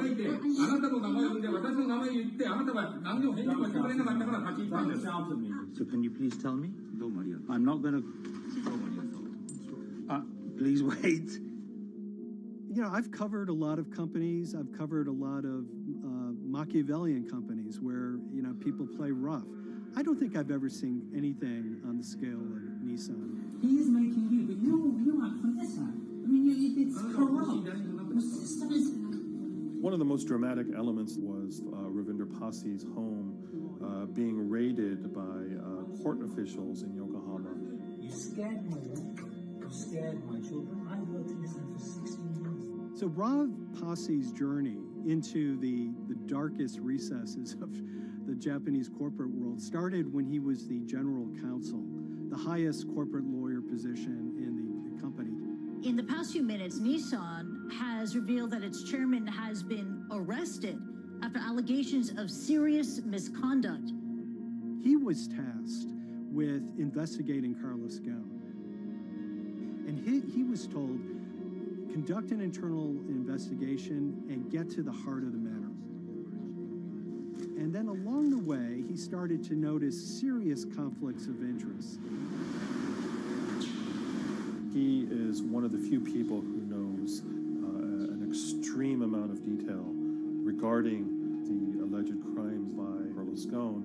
And he's now ready to tell his own story on the record about some of the events that happened.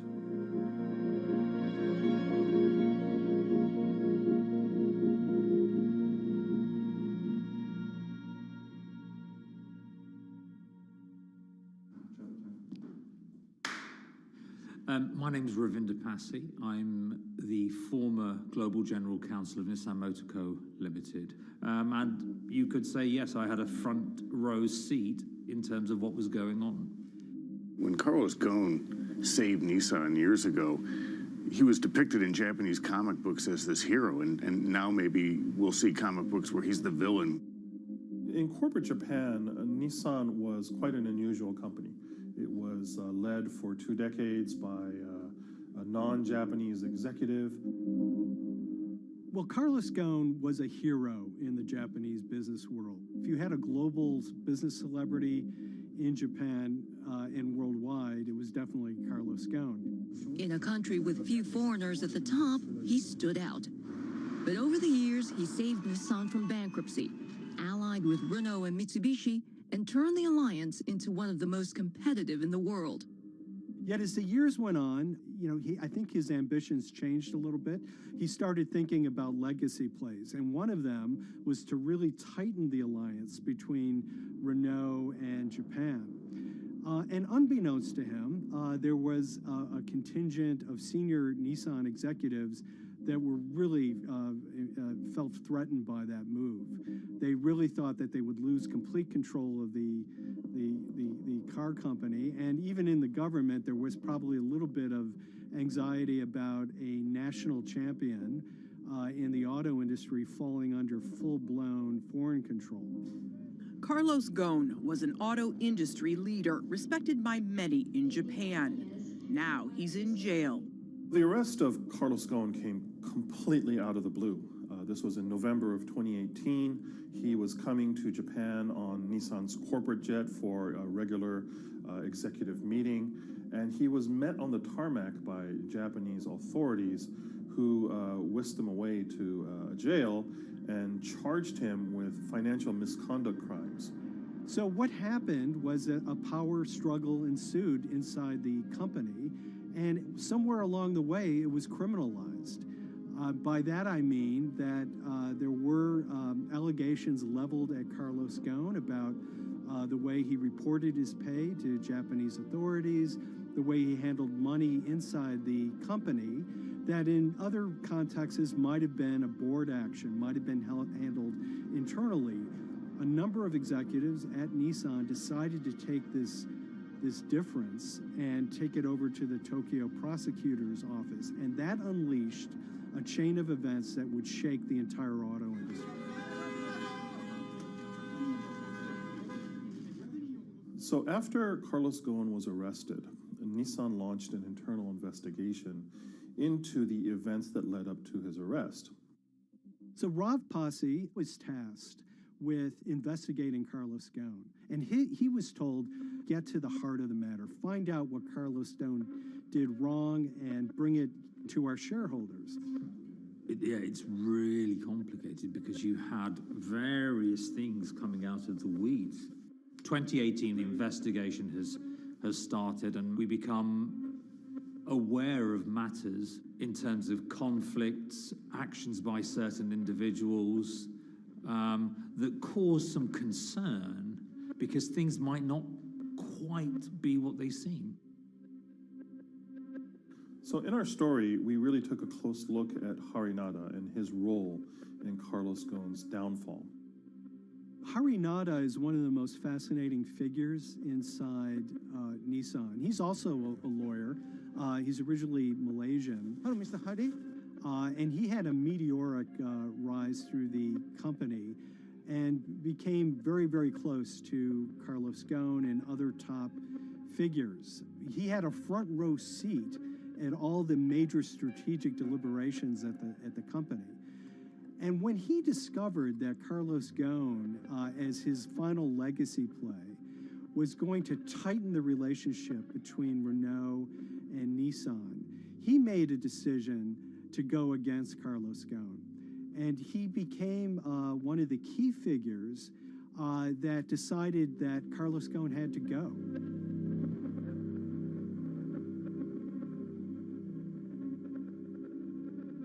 Harinada was somebody who actually recruited me into the company, so I have a long-standing relationship with him, or did have a long-standing relationship with him. For many, many years, he was a mentor. I had doubts about the credibility of the process right at the start. Harinada had a plea deal with the Tokyo prosecutors. Now, that suggests he was intrinsically involved in some of the wrongdoing, or the allegations of wrongdoing, and it just didn't smell right, just doesn't sit right. So there was a basic conflict of interest. In other words, Harinada had to deliver results to Japanese prosecutors to avoid his own criminal liability, and he's accusing and leading the investigation of Carlos Ghosn. Some of the people who had been involved in the original alleged crimes were also looking into the affairs themselves. Ravinder Pasi began pointing out some of these conflict of interest issues. And the reason for that is essentially his concern was for the company. If the company's own investigation into itself was compromised, that could lead to a very weak position in various lawsuits that it was dealing with across the world. I had discussions with Harry, discussions with the statutory auditors about these conflicts, discussions with HR about some of these conflicts, because at that point, we reported into him. You know, at the time, everything was quite, as you can imagine, it was, we've got to do this, we've got to do that, we've got to move fast. But when you step back and look at some of these things, you just think, my God, what was going on here? Because me, members of my team, were being placed in immediate danger. Your chairman's been arrested, a representative director's been arrested. They both happen to be foreigners. And then now what we need to do, we're being instructed to do, is certain compliance professionals need to go into properties in Brazil, for example, and retrieve evidence. They've got to do it very carefully, because if they don't do it carefully, they're going to get convicted of criminal activities. And likewise, when a team of lawyers were commissioned to go to Lebanon, I mean, one of my immediate concerns was, why are lawyers from Nissan being sent to go to Lebanon to retrieve evidence? These are just lawyers, they're corporate lawyers from Nissan. You had revelations that a number of executives had benefited from share appreciation rights when they shouldn't have. I mean, you know, substantive amounts of money being taken by these guys when they weren't entitled to take them. And you do think, yes, how is this going to look later on? It's going to look quite concerning. So that triggered for me the sort of assessment that, well, I'm going to have to do something, because up until this point, I haven't put down on paper these conflicts and these issues.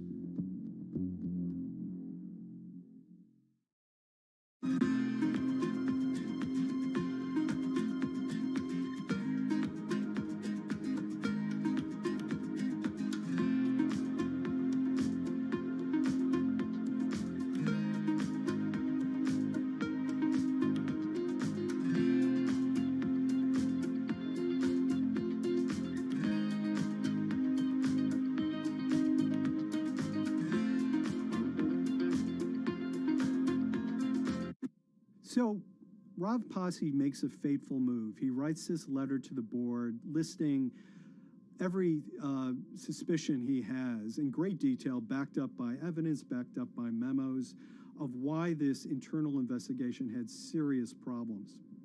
He sends the letter to the board and it's crickets. He doesn't hear much of anything. Nothing happened thereafter. Nothing at all. Just like it just gone into a black box. And he began to suspect that there was a desire, even at the highest level within Nissan, to kind of sweep these conflicts of interest under the rug. Unfortunately for me, I think, again, with hindsight, people must have thought that this is the nail that's sticking out, and we can't have this. Within 3 days of me submitting that to the board of directors, that letter to the independent board of directors, I was removed from the Goan Executive Conduct Matters. I was then told that I could not attend board meetings anymore. And up until that point, I had attended every single board meeting. I was then also told that after 8 years of being in Japan, I'd be going back to the UK. It eventually transpired that I'd be the VP of Projects and Transformation, managing a team of 3. So you can imagine what this feels like at this stage. Almost an arbitrary removal from Japan, where I've lived for 8 years, had 3 children there, my family has grown up, and we've been settled there, having a few months earlier been promoted to vice president at a global level, to being almost demoted. So Pasi was essentially being reassigned to get him as far away from the internal investigation as possible, and also to a certain extent in retaliation to some of the issues that he brought up regarding the internal investigation and Harinada. What happened to Rav Pasi can be seen as a series of corporate humiliations. I mean, first of all, his immediate responsibilities were taken away from him. Eventually, he lost, the coveted general counsel title. But it didn't stop there. Toward the end of his stay in Japan, Rav and his wife were convinced that they were being followed. During that period, I'd noticed that whilst driving my car, I'd have other cars following me. First time I noticed this was around mid-March, and I was driving, I can't remember where I was going, but this grey van, small van, just literally started following me. And I noticed that there was somebody in the car taking pictures. And lo and behold, we were absolutely being followed either by people on foot or other individuals, 2 or 3, normally 2 burly men in a car, different cars at different times, following us around. They were following the family as well. And, given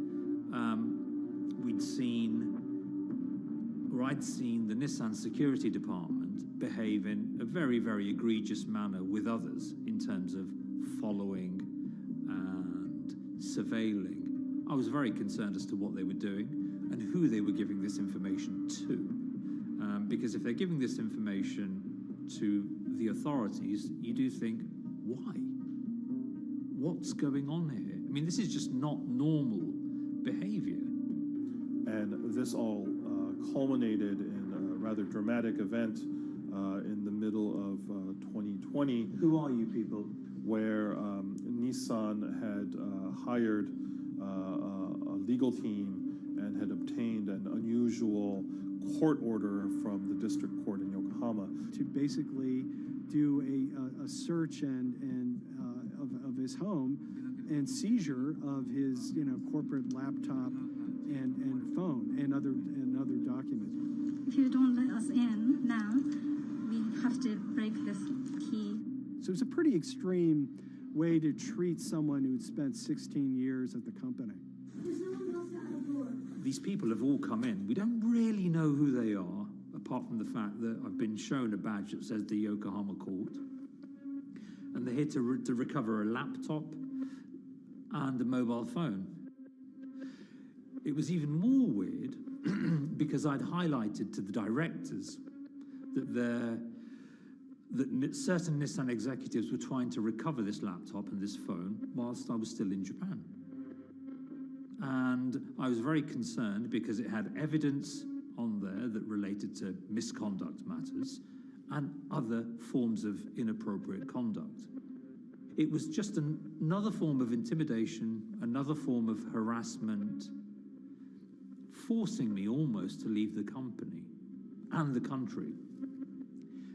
Because once they'd retained and obtained these items, we were still followed, which, again, I just couldn't understand. What is the point of doing that? You know, this isn't a car company. This is not the KGB.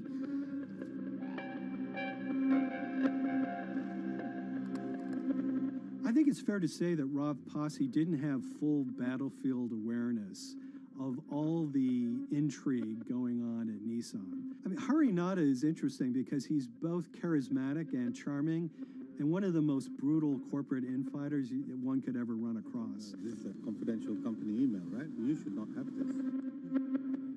If he had fallen into line, he would probably still have his job at Nissan, be paid very well, and continued his work. A career that he spent 16 years building at Nissan is irretrievably broken. It's been smashed to smithereens. He and his family paid a huge price, certainly. But in terms of being able to sleep at night, I think, he's come out ahead. I highlighted issues to the highest levels of the company so that they could be dealt with appropriately by those in charge. There was no response to those, and there was retaliation against me. What's really profound, like absolutely profound, is that none of your colleagues, I mean people who you have known for years, forget it. Yeah. You're on your own. Yeah. And you've got to be ready for that. You've got to be ready for that. If you take it on anyway.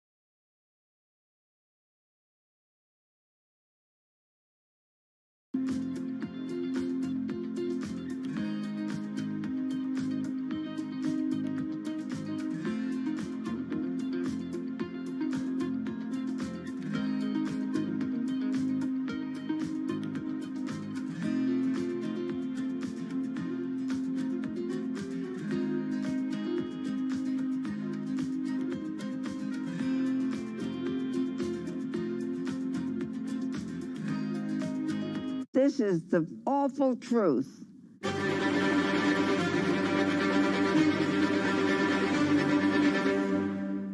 There's always someone in the family that's pushing it.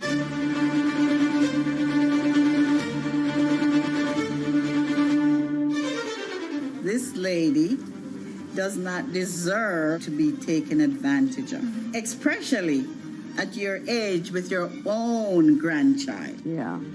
My grandma is having to sue them. I'm testifying against them. Nobody's talking. They're one floor below right now. I get afraid to go on the elevator. It's sad that it had to devolve to this. It's like a soap opera to me. It's a very sad thing. It's a family feud. A family feud. Here's a family that, on paper, you would think has the wealth that so many people seek, yet at the end of the day, it seemed to sort of rip everybody apart.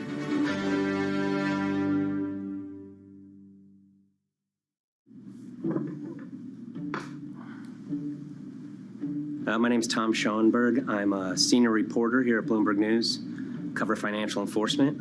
I was approached by someone close to the Schottenstein family and asked whether or not I would be interested in writing about Beverly Schottenstein and this case that she had against J.P. Morgan. And it was immediately clear that there was a great story here to be told.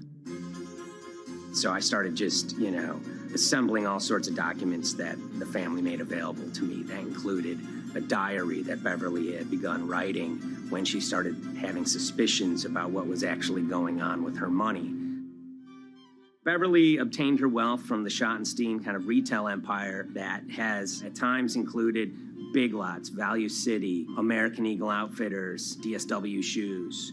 Beverly's husband died, and at which point they sold off their portion of the company, bringing them an enormous amount of wealth at around 1990. Estimates of her wealth were around $90 million. She, for many years, had that pool of money being managed by outside advisors. Her grandsons in the late 2000s had both graduated and were becoming financial advisors. She gave them a little bit to work with, and over time, her grandson, Evan, became the trustee of her entire estate. Managing sort of family money is not a conflict. In fact, some ways in wealth management, it's kind of how you get your start. It's kind of the seed that you need to sort of get going in the business. But Beverly started having suspicions that something was wrong probably in around 2016. Well, there were suspicious things, but taken separately without everyone talking about their own experiences, it was hard to really put it together. She had written a check to her caretaker, Dawn, that bounced. So she went down to her local Chase branch to sort of find out what was going on. She wasn't getting paper statements in the mail, so she asked them to print out a number of her statements having to do with her checking account and her credit card account. So we went to the bank and asked for the statements. And she got a whole year and going through all of them, page by page by page. And it was there she saw all sorts of charges that she said she didn't authorize or didn't know about. I was becoming very, very suspicious. I was starting to look in the money part, and that's what bothered me more when I saw that money was going, and I was not a big spender. Around the same time, Dawn, she starts noticing Beverly's son, who lived in the condominium below her, came up with Evan with a shredder and started grabbing papers in her office area, including some with J.P. Morgan letterhead, and just started sitting at the kitchen table, just shredding documents over and over. Yeah, they came in one morning. They used to do it in the back. Through the back door, and they brought the shredder inside.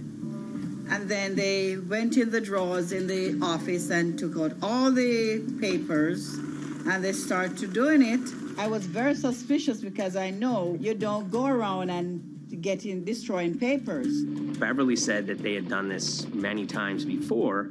That's when she said to me, Dawn, I'm going to write my feelings in this black book.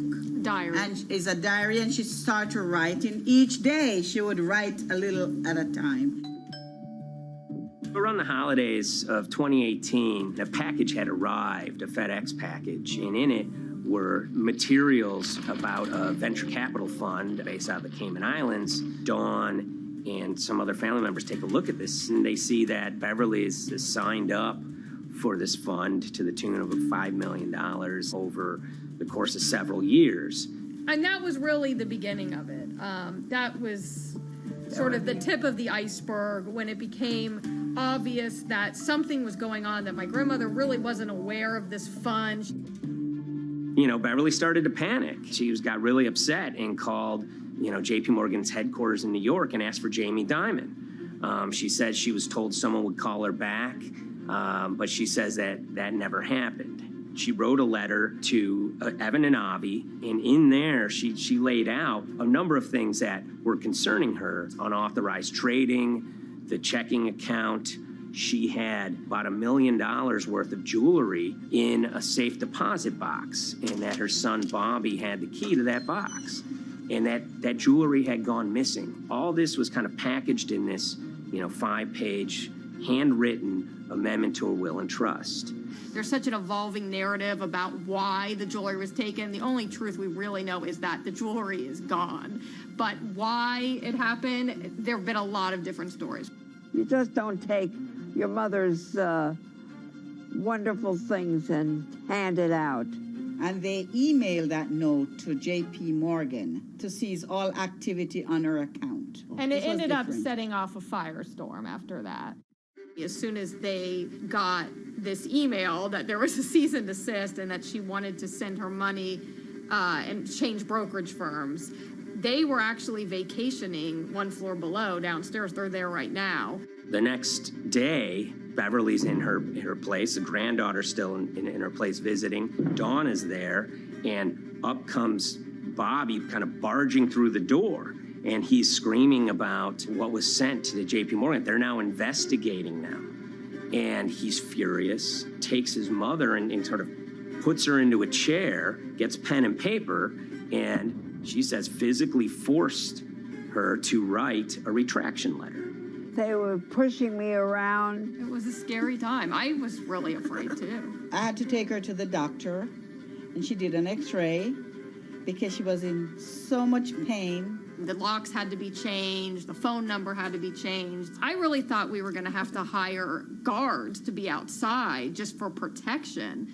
Oh, it was terrible. Horrible scene. Beverly brought her case before the Financial Industry Regulatory Authorities, usually known as FINRA.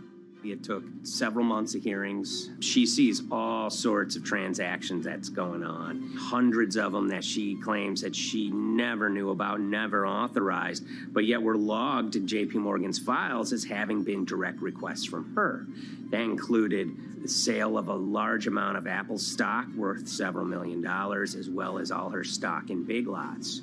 Over the course of their time with JP Morgan, Evan and Avi were making all sorts of trading on her account that was generating millions of dollars in commissions for themselves and the bank, yet she was not sort of getting any of the type of gains that you would expect sort of an $80 million account in a bullish market to be able to get.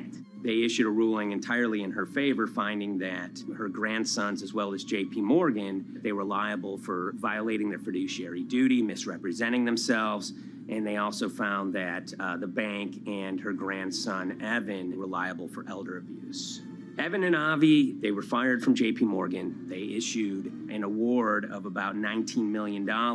I reached out for comment, and JP Morgan emphasized that Evan and Avi were no longer with the firm and that their actions do not represent the sort of values of the bank. I reached out to Evan and Avi, heard back from their lawyer saying that, they disagree with the law and the facts that FINRA kind of used to decide the case against them and are seeing if they can have it withdrawn.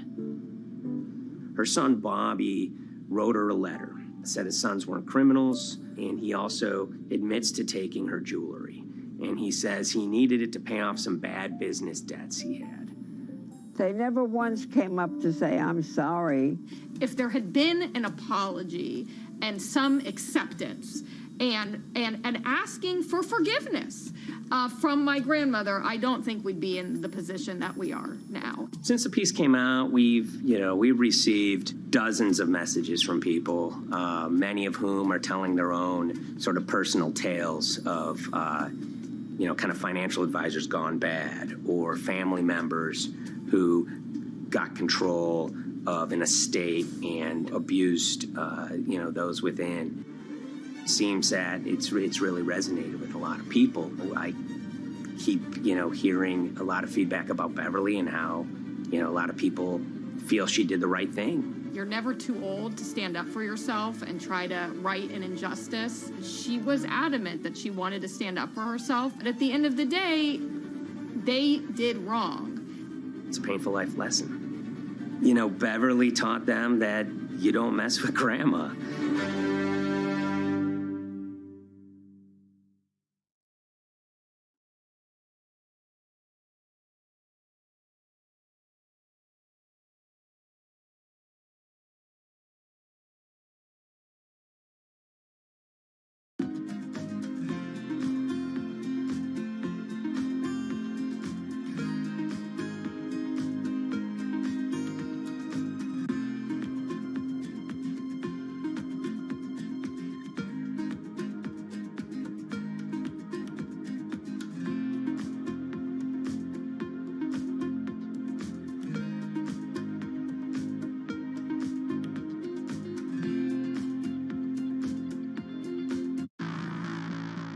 On April 20th, oil markets did something they never had before, and they crashed, went into negative territory and closed the day at minus $40. Meanwhile, in a place called Thaden Boyce in Essex, a group of 9 traders, led by a guy called Cuddles, made $660 million over the course of a couple of hours. The price of oil has collapsed to a record low. We've never really seen anything like it.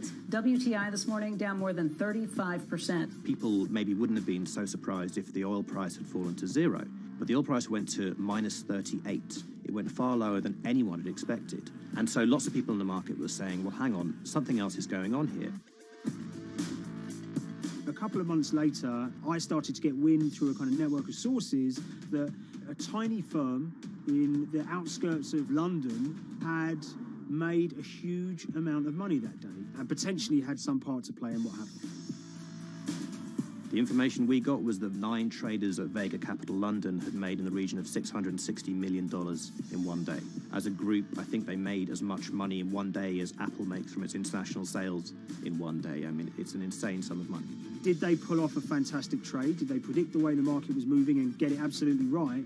Or was there something else going on, and had they actually done something that breached market rules in a bid to sort of push the market? And that investigation is ongoing.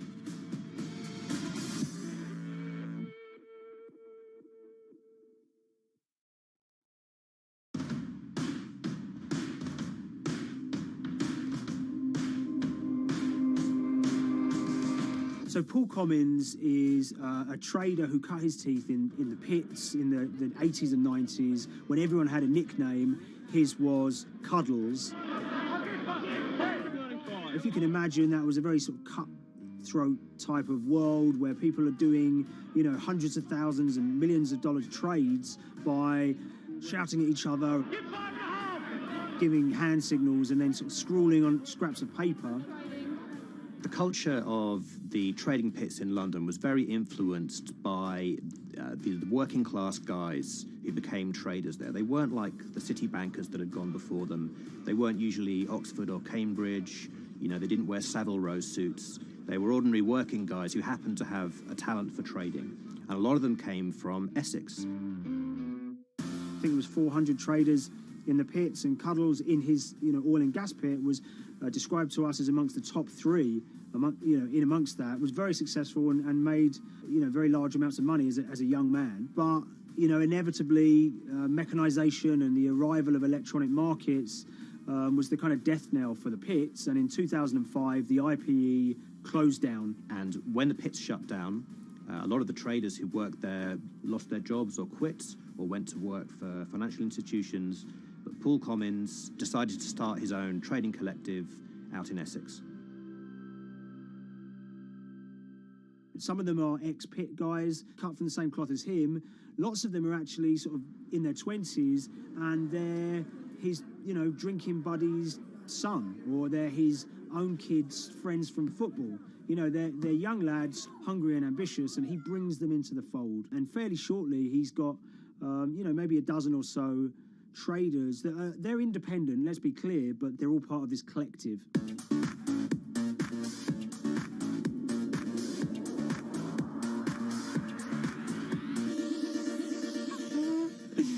Yeah, I'll let Liam deal with Essex. I am from Essex, so I feel like I'm free to, to get into this. Sweet, as they say. If you were to ask someone in Britain how they would imagine a kind of Essex person, they would see someone who's maybe slightly flamboyant, with a sort of Cockney accent, a sort of Guy Ritchie-style accent. Not afraid to splash the cash, but it's probably pretty bright and has done well for themselves. Don't even make sense, does it? But, these guys, they drove around very nice Rolls Royces and Bentleys. They went to places like Marbella on holiday.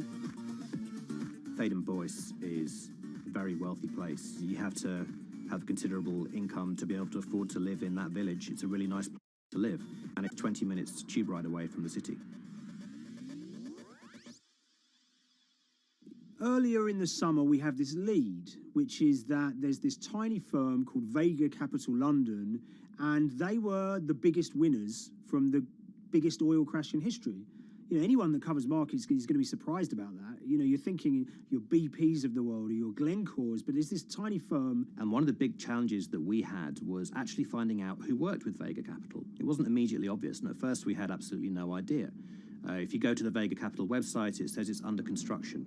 If you do basic online searching, it's very difficult to find anyone who's publicly connected to the company. So inevitably, we're incredibly curious at this point. Like, who the hell are these people? The more reporting we did, the more it became clear that this group were connected socially as well as professionally. They went to weddings together, they played golf together, they would go on holiday together.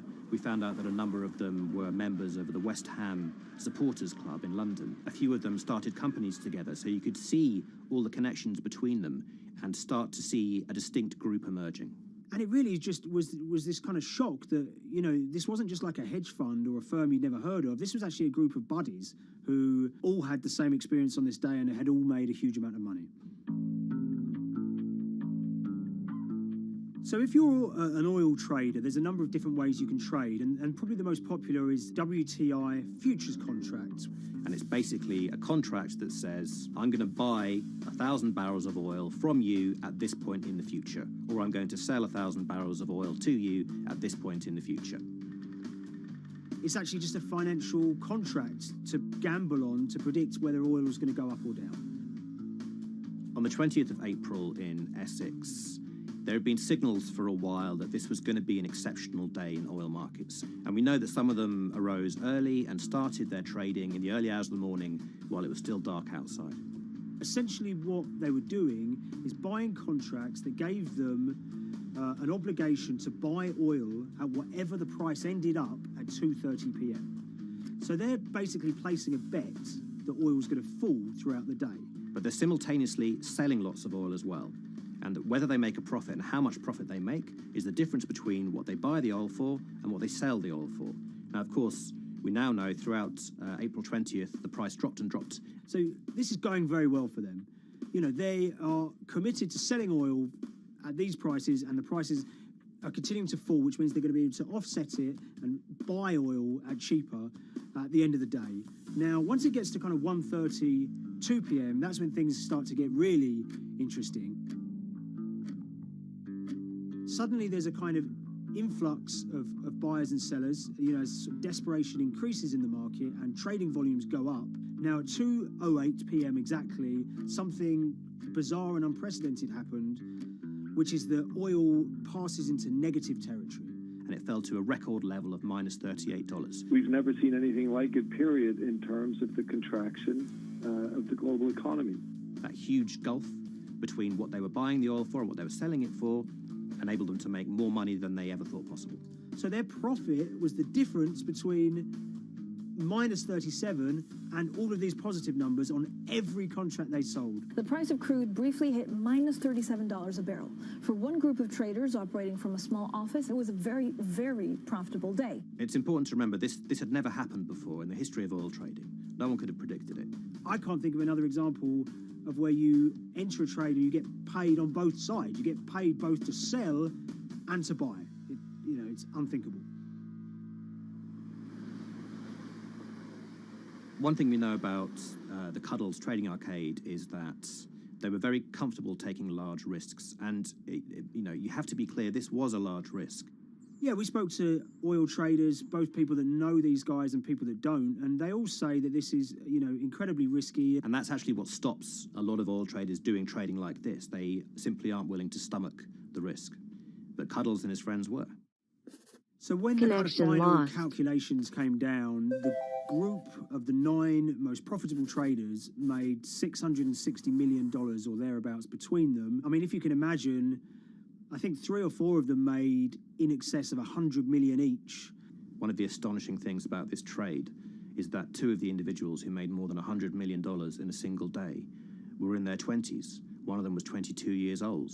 Only a few years earlier, he'd been posting on his social media about doing teenage stuff with his mates in town and going to see girls and rap music. And here he is a few years later making $100 million in a single day's trading. When me and Liam discovered that, we couldn't believe it. We couldn't believe what we were seeing.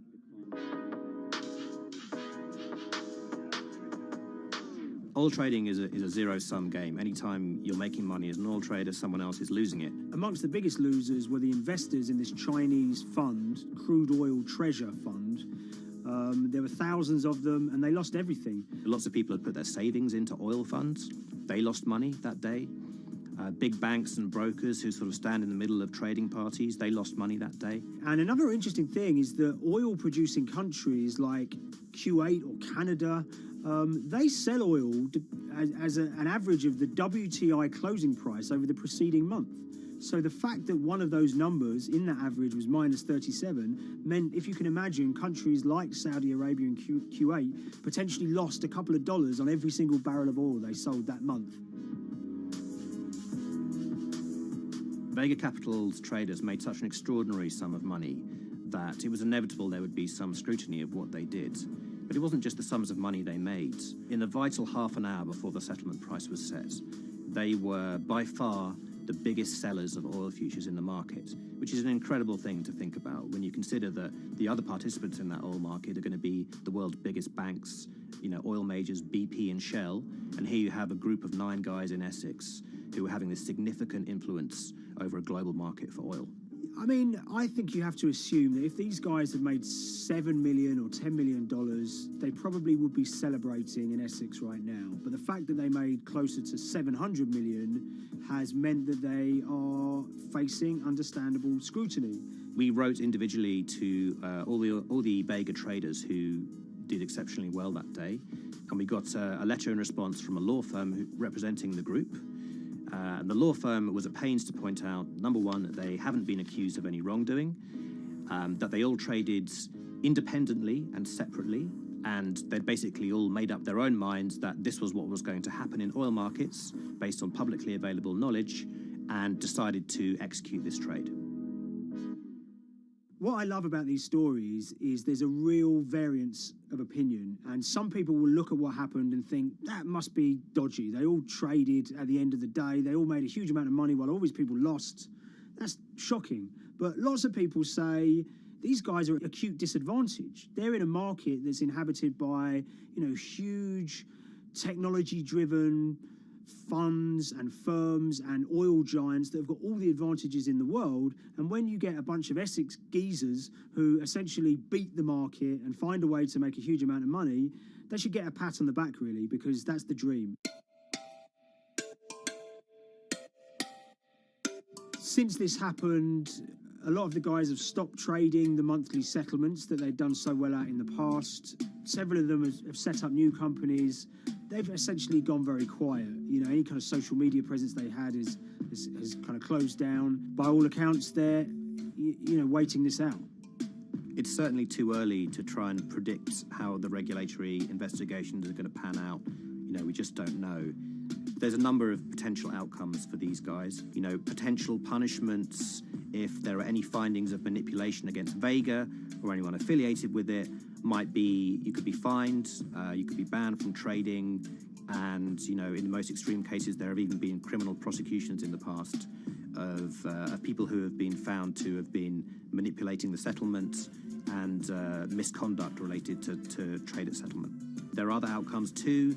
One obvious one is going to be that they're able to walk away from this life-changing trade with all the money that they made and celebrated as heroes in the trading community. That they'll go down as legends.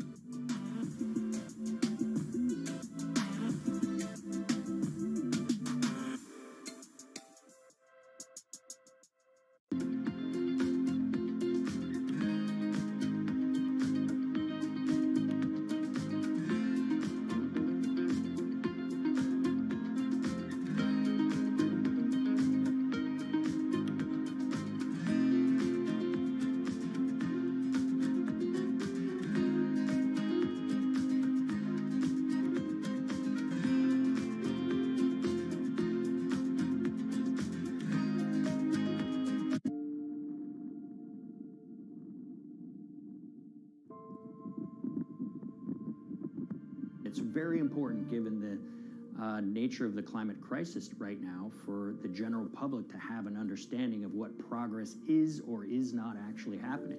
And I think many readers right now, they'll see these hundreds and hundreds of companies making these big, bold climate claims.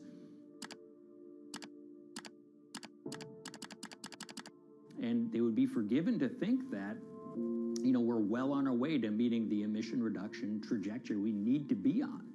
And the reality of the matter is we're just not on that trajectory. And a key reason for this sort of disconnect is the use of offsets that aren't doing what they claim to be doing. We have a massive potential for sort of willful blindness. We can convince ourselves of things regardless of what the facts are. And so that's what tends to happen in these cases. It's not that anybody is setting out to commit climate fraud. They sort of walk themselves into a situation and they convince themselves of one thing, and that allows them to convince themselves of another thing. But at the end of the day, they're doing something that makes no sense at all.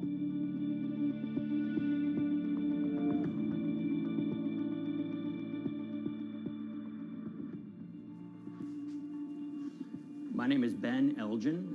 I wrote the story about how the billion-dollar market for carbon offsets is setting back the fight against climate change. So one of the challenges in reporting on carbon offsets and trying to figure out what's going on is really finding good experts who have been steeped in this marketplace and are willing to candidly talk about it. One of the best people for this is a fellow named Mark Trexler, and I've been talking to him for more than a decade. My name is Mark Trexler. I've worked in climate change for the last 30 years. I was actually hired by the World Resources Institute in Washington to work on the first carbon offset project in 1988. In terms of defining a carbon offset, one of the beauties, so to speak, of greenhouse gases, sort of the silver lining of greenhouse gases, when you put up a molecule of CO2 into the atmosphere, it can be anywhere in the planet in 7 days. And therefore, if there's an option to reduce emissions on the other side of the planet, and you can do that very cheaply as compared to doing it in your factory, for example, then why not pay that person, that factory on the other side of the planet to reduce their emissions? Then you are, in a sense, offsetting your emissions, and the atmosphere doesn't really see your emissions anymore. So carbon offsets have been around for quite some time, and they were actually key with these international climate agreements, such as the Kyoto Protocol, which mandated the wealthiest countries reduce their greenhouse gas emissions. The treaty was signed on the 11th of December, 1997. Decided. The business community in general saw carbon offsets as a huge opportunity to comply with whatever policies and measures might be coming down the pike on climate change much more cost effectively. We've seen a huge surge in companies making big proclamations about how they're going carbon neutral or zeroing out all of their carbon emissions. We're going to reduce our carbon footprint to net zero. Unilever is committing to net zero emissions. We can achieve a net zero emissions world.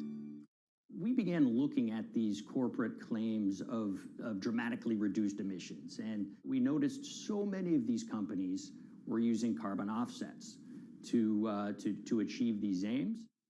And as we began to look at the carbon offset projects themselves, what we found is that the environmental benefits claimed by these companies are not actually what they seem to be.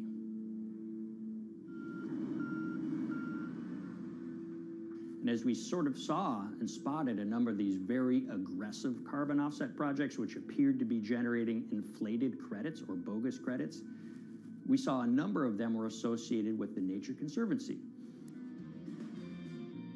This surprised us. The Nature Conservancy is the world's biggest environmental group. They have about $1 billion a year in revenues, and they've been around for 7 decades. They've preserved about 125 million acres of land, and they've done so many good works over the years, and they've been very strong in terms of working with corporate partners. The Nature Conservancy has taken a different approach, a very pragmatic and pro-business approach. They will not go out and criticize a big polluter, but they're very happy to work with them. Some might say that, well, that's selling out, but others would say, and those at the Nature Conservancy would say, these companies have deep pockets. They can help fund important preservation work, and we have absolutely no problem working with them on this stuff. So companies are very warm, and they've partnered with the Nature Conservancy for many years. And yeah, it definitely lends a sheen of credibility to these projects. Here's 20 new reasons to visit Disney World this year. 1, 2, 3, 4. If you look at, for instance, Disney, that's a sprawling company with theme parks and cruise lines that burn up diesel fuel. They have office buildings and television studios that consume electricity.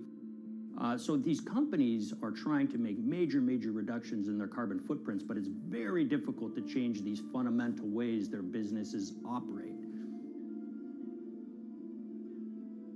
So Disney has been a big buyer of carbon offsets that are orchestrated by the Nature Conservancy. One of the projects that they buy from is called Pennsylvania Ridges. And that's a plot of land. Most of the land is actually about a 3-hour drive outside of Philadelphia. Interestingly, this land, 3,000 of these acres, was actually acquired by the Nature Conservancy in the late 1990s. This land was imminently threatened. There was a pending logging contract on this land. So they do what they've done so well for all of these years, which is they go out, they raise money from local philanthropists, and they go buy this land to protect it from developers and loggers.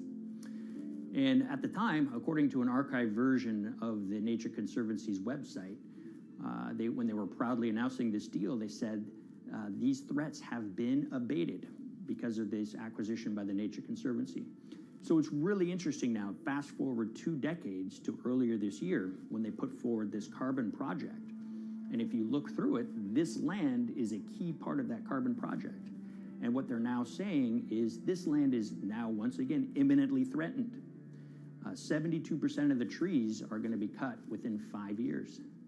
Now, this is just astounding because this land is owned by the Nature Conservancy. They do not clear-cut land that they've bought through philanthropic donations. So this scenario that they've put forward to get carbon revenues is not really plausible. And what that means is when you have Disney coming in and buying these credits, when it eventually lowers its carbon footprint because of these credits, well, that won't be a credible or truthful claim by Disney.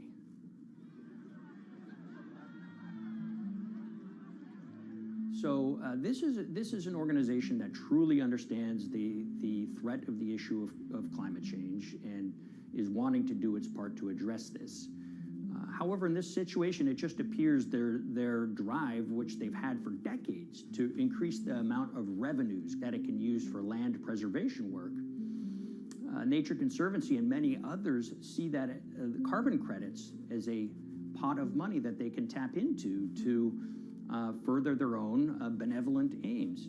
But unfortunately, what this has resulted in is claims of climate progress that just aren't really happening. So the Nature Conservancy defends vigorously these deals, and they and others will say, look, our projects are just following the rules that these registries set up. So some would also put some of the blame on the registries themselves because they're setting up the rules which allow these vapid projects to get up and sold. So we've reached out to all of the companies we mentioned in this story, including Disney. They didn't want to be interviewed for this story, but they all told us that, look, we have to rely on the experts out there, and those experts, they say, are these carbon registries that have been set up. Most of these Nature Conservancy deals are set up and sold on this exchange. It's called the American Carbon Registry. Now, it's the oldest of these registries that allow voluntary carbon credits to be sold. They've been around since 1996. What these offset registries do is they set up rules, and any carbon offset project has to follow those rules. But there's this tension that's always there. If the rules are too strict, then it's going to be very hard for carbon offset projects to get up and running. So there's this balance going on where the registries want rules that attract projects, but they don't want it to be so strict where it will disincentivize projects from getting listed. One of the challenges with designing carbon offset systems is that there are normally two people at the table. You have buyers and you have sellers. And to some extent, you have policymakers, but you know, the buyers and the sellers are really the ones with the expertise, with the incentive to really participate hard, make a lot of things happen. And the challenge there is that both of them sort of want the same thing, or they're both happy with the same thing. They're happy with low-cost offsets and a lot of them, because that works for their business model. You end up, though, with nobody really representing the atmosphere, so to speak. Nobody's really representing the climate in those discussions. And so the policies end up biasing the whole system. And you end up in sort of a race to the bottom. And that's what we've seen happen. You know, when it comes specifically to the topic of carbon offsets, you know, I am a fan of carbon offsets in the sense that they can help mitigate climate change. They absolutely can. But, you know, if we're not going to do it correctly in a way that actually does help mitigate climate change, then it's nothing but a distraction.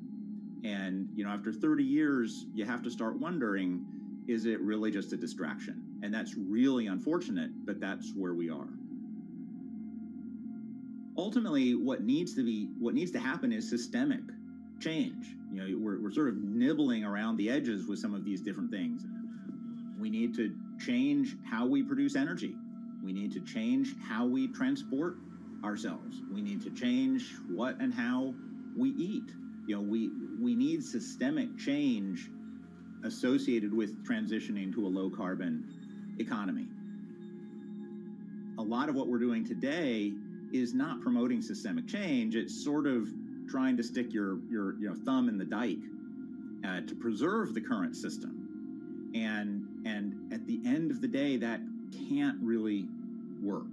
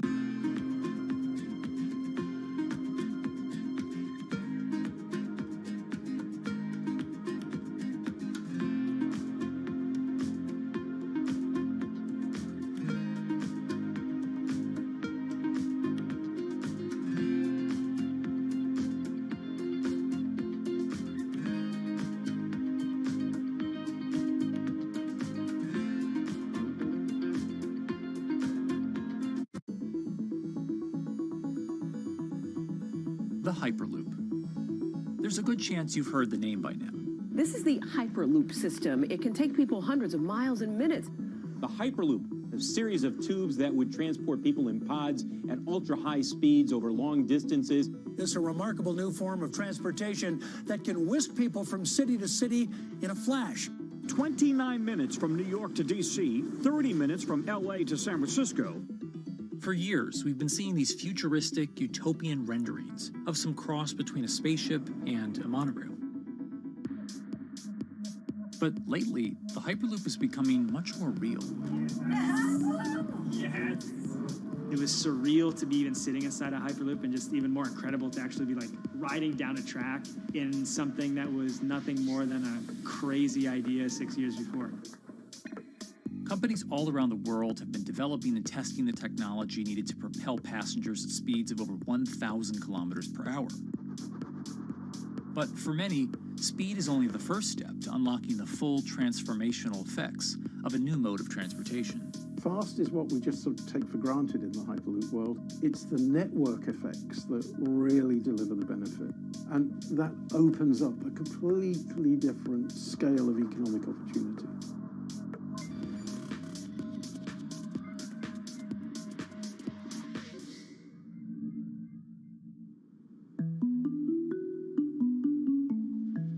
We've got planes, trains, automobiles, and boats for getting around Earth. But what if there was a fifth mode? And I have a name for it, which is called the Hyperloop. The Hyperloop? Hyperloop, yeah. In 2013, while riding high on the growing success of Tesla and SpaceX, entrepreneur Elon Musk released a white paper outlining the basic framework of the technology he called Hyperloop. The basic idea goes a little something like this. A tube reduces the air pressure to a near vacuum-like environment. A Hyperloop pod is then suspended in the tube, usually by magnetic levitation. The whole pod can then be propelled forward. Because there's no traditional friction sources like air resistance or rolling friction that would push back against the pod, the Hyperloop is able to move at incredibly high speeds and do so fairly efficiently. Despite its futuristic name, however, the general concept behind Hyperloop is actually pretty old. In fact, New York City's first attempt at an underground public transit system in the 1870s was based on a similar principle. The pneumatic transit system was short-lived, however, only stretching one block and topping out at a rather leisurely 10 miles per hour. While Elon would make some 21st century improvements to this concept and bestow a very 21st century name, he wouldn't end up pursuing the technology itself, instead electing to focus his efforts on something a little bit deeper, literally digging the requisite tunnels via his boring company. It would take another billionaire industrialist who dabbles in spaceflight.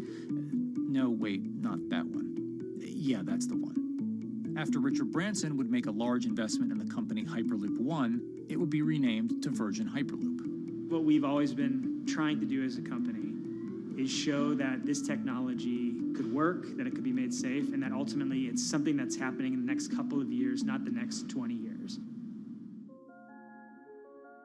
Josh Geigel is the co-founder and CEO of Virgin Hyperloop. In a familiar tech startup story, he's seen the project go from a garage to a large-scale testing facility outside of Las Vegas. So we started building the first kind of Hyperloop system in 2016. We've done a lot of work, about 500 tests that we've done on that over the last 5 years. And what we realized that we need to do is take that technology, show that it can be commercial, so drive the cost down, improve the efficiency, improve the performance. But the key thing is actually making it approachable and safe for individuals. In order to do that, Josh, along with Virgin's head of passenger experience, Sarah Lucian, bravely volunteered to take the inaugural ride. What her and I were realizing is we're the first two people sitting in a Hyperloop. The only type of people that have gone through this environment are in spacesuits, and there we are in just normal clothes because of the system, the safety of what we've designed. 3, 2, 1, launch. And then once we started going, you felt a bit of acceleration. We accelerated a little bit harder than we would in commercial. It'd be like a sports car. Yes. We got to about 108 miles an hour on that test. And it's a short run. It's about 500 yards or so. And came to a stop. The test, lasting only about 20 seconds and covering only a quarter of a mile at just over 100 miles per hour, is a long way away from a true functioning Hyperloop. But as for optics, it's a crucial step for the future of funding. The number one question we got from investors or from project proponents or just people in general was like, is a Hyperloop safe? And what better way to show something is safe than by actually getting people on it? But convincing investors and governments that would likely be fronting some of the construction costs for an unproven technology is no easy task. First and foremost is the question of safety. Most people don't know how an airplane works, but yet they get on an airplane. They get on an airplane because, it's faster than driving, and most importantly, they've probably gotten off of one before, they've seen someone get off of one before. And so what we set out to do was actually show that Hyperloop could be safe with two normal people, not astronauts, not adrenaline junkies or test pilots or anything like that. Two normal people getting on a Hyperloop, and then most importantly, those two people getting off. But beyond safety concerns, constructing Hyperloops will undoubtedly require a significant capital investment to the estimated tune of around $60 million per kilometer of track. So a track from San Francisco to Los Angeles, for example, is likely to come with a price tag over $10 billion. And before large governments are willing to come in and front those costs, investors who are funding Hyperloop development must accept it as a long-term mixture of technology and infrastructure investing. Investors that are used to short returns because you're developing apps or something to that effect, those aren't the investors that really get excited about Hyperloop. What you start to see is the people that are looking at platform technologies, right? So this idea that because the smartphone existed, Uber could exist, right? So who are like the Vanderbilts of this century? And that's the part where you're going to get a lot more no's than yeses. But those people that have the ability, the fortitude to stick it out, to see the game-changing platform here, those are the people that we're looking for. And since we've done that passenger test, there has been a lot of interest that's really, this is a lot sooner than I thought.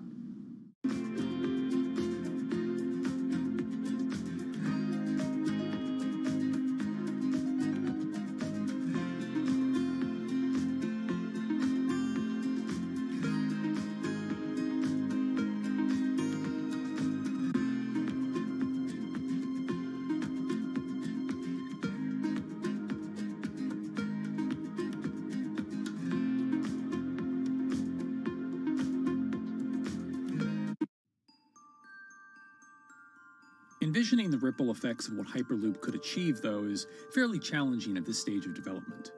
It's fast, yes, but for point-to-point travel, traditional maglev trains can move pretty fast as well. And outside of China, South Korea, and Japan, even those haven't seen much adoption elsewhere due to the high costs and questionable profitability. The Shanghai line in China, for example, loses around $100 million every year. Hyperloop companies, however, believe they can offer something different than traditional railway lines. My name's Alan James, and as far as I know, I'm the only guy on the planet who's written a government-level business case for 300 kmh conventional high-speed rail, 500 kmh maglev, and 1,000 kmh Hyperloop. It's fundamentally about moving people from where they are to where they want to go, when they want to make those journeys, and doing it in much smaller numbers. So pod designs for Hyperloop range from 12 to 28 seats, typically. Why are they small? It's because small enables the network to operate flexibly. And a great example of that is the east-west strategic route across the north of England, from Liverpool to Manchester to Leeds. So to get from Liverpool via Manchester to Leeds by train is just short of 2 hours today. It'll probably take you 2 hours driving as well in average traffic conditions.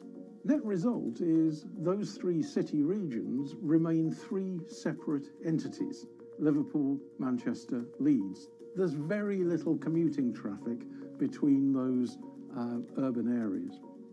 Hyperloop absolutely changes that from the ground up. Liverpool to Manchester is a 5 or 6 minute journey. Manchester to Leeds is also a 5 or 6 minute journey.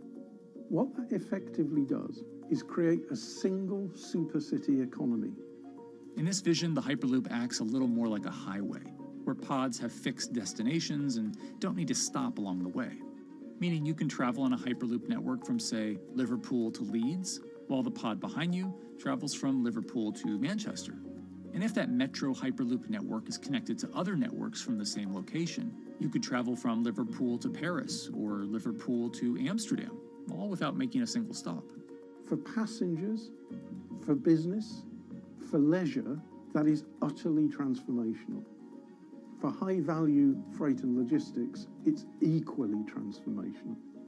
But critically, if you do a Hyperloop network at scale, you begin to deliver massively significant carbon savings too.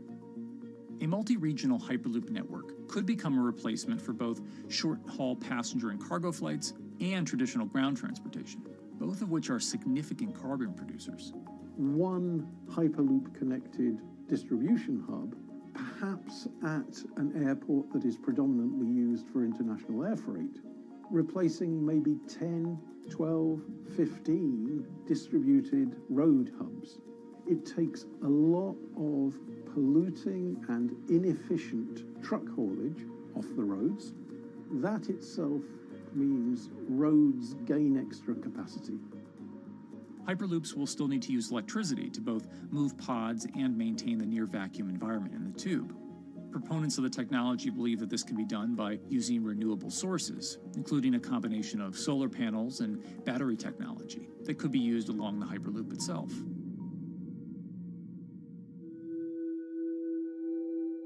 But even with all multipliers of time and carbon emission savings that a Hyperloop network may provide, the investment capital required to actually build such a network becomes even more economically and politically daunting. Committing doesn't mean spending billions on day one. Committing means, how do we phase it?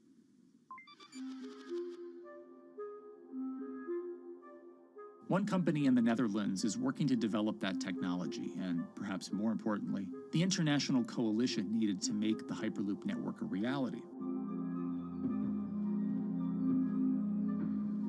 So we are here in Europe's first full-scale Hyperloop test facility, where we can already prove every conceptual technology of the Hyperloop. This is Tim Houter, a co-founder and CEO of Hart Hyperloop, headquartered in the city of Delft. And while this testing tube might not seem as large as others, inside is a key technology to create the on- and off-ramp type infrastructure of a Hyperloop network. That is, a lane switch. That's something we can already test here. You can actually see it here, that the track is diverging from one track into two. That makes it possible to eventually split up the Hyperloop track in two sections. And in that sense, you can create a complete Hyperloop network. That in the end will make it possible to travel, for example, over a whole continent. Take Europe, for example, with the same ease as you can now travel with a metro in a city. The nice thing about this magnetic levitation system that we've developed is that there's absolutely zero moving components in the track. So for example, if you have to do a lane switch, all you do is that the tube basically splits up, and statically the tracks also split up. And whenever the vehicle enters a switch, it either pulls itself to the right with its magnets, or it pulls itself to the left with its magnets.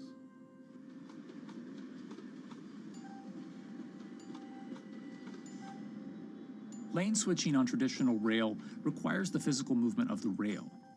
Even modern magnetic levitation tracks use lane switching techniques in order to transfer trains from one track to another.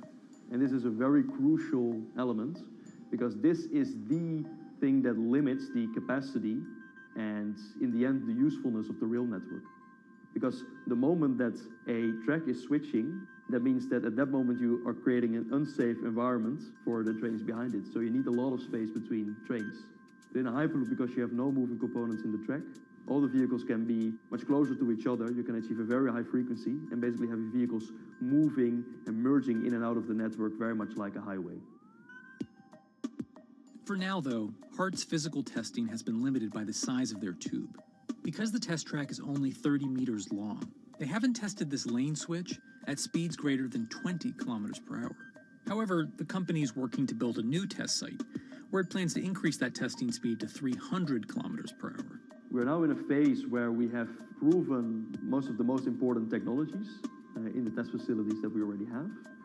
And we have also demonstrated the viability and the feasibility of a network.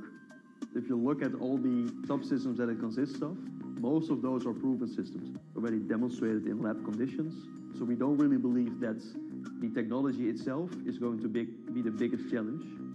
Because for all Hyperloop companies out there, actually building a Hyperloop system requires more than just a good product. We're talking about the safety aspects, we're talking about integration into the environment, we're talking about the social aspects.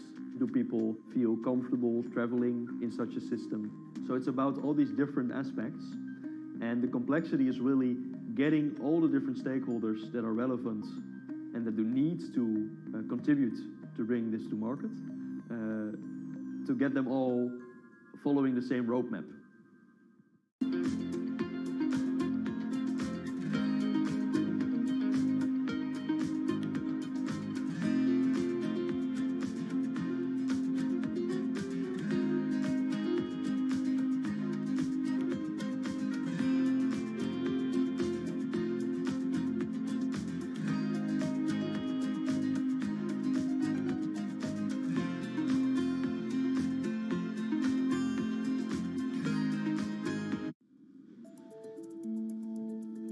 In order to help build this coalition of private and public interest in Hyperloop development, HART in 2018 partnered with other Hyperloop companies from Europe and Canada.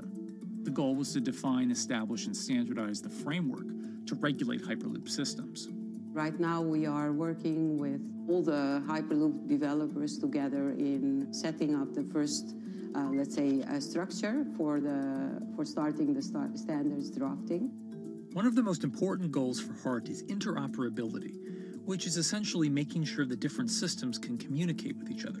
Interoperability is so important because what we want to achieve is actually have this seamless travel experience. So you don't want to end up, for example, going from Madrid to Paris and then switching because you need to use a different technology to get, for example, to Amsterdam.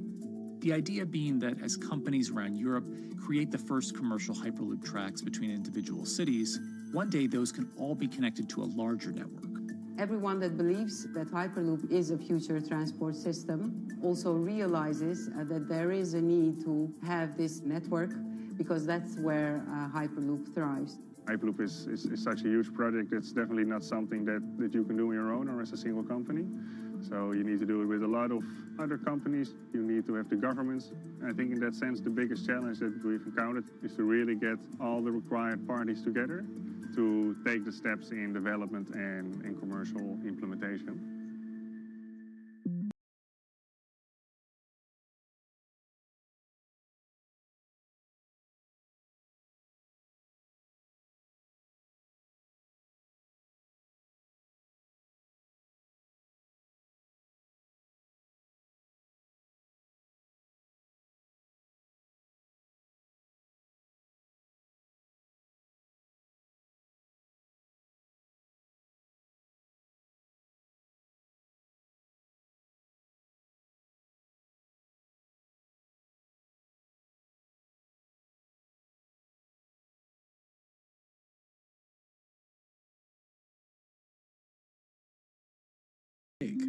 The idea that there's multiple Hyperloop companies, I think, is a redeeming aspect in the business.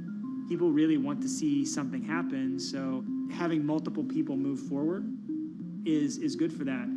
I was struck when Josh and Sarah rode the pod.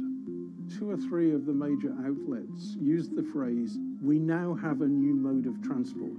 And although all of that technology had existed before those 2 human beings rode it, it was the moment at which those 2 human beings traveled that short distance down the tube that in popular imagination, Hyperloop became a mode of transport. The metaphor I use with my team is that, the Wright brothers were first, but none of us fly on Wright brothers airlines anymore. If you don't continue to innovate, you're not going to be around, and so we'll continue to be at the forefront of building Hyperloop. Back in 2013, Elon had an idea.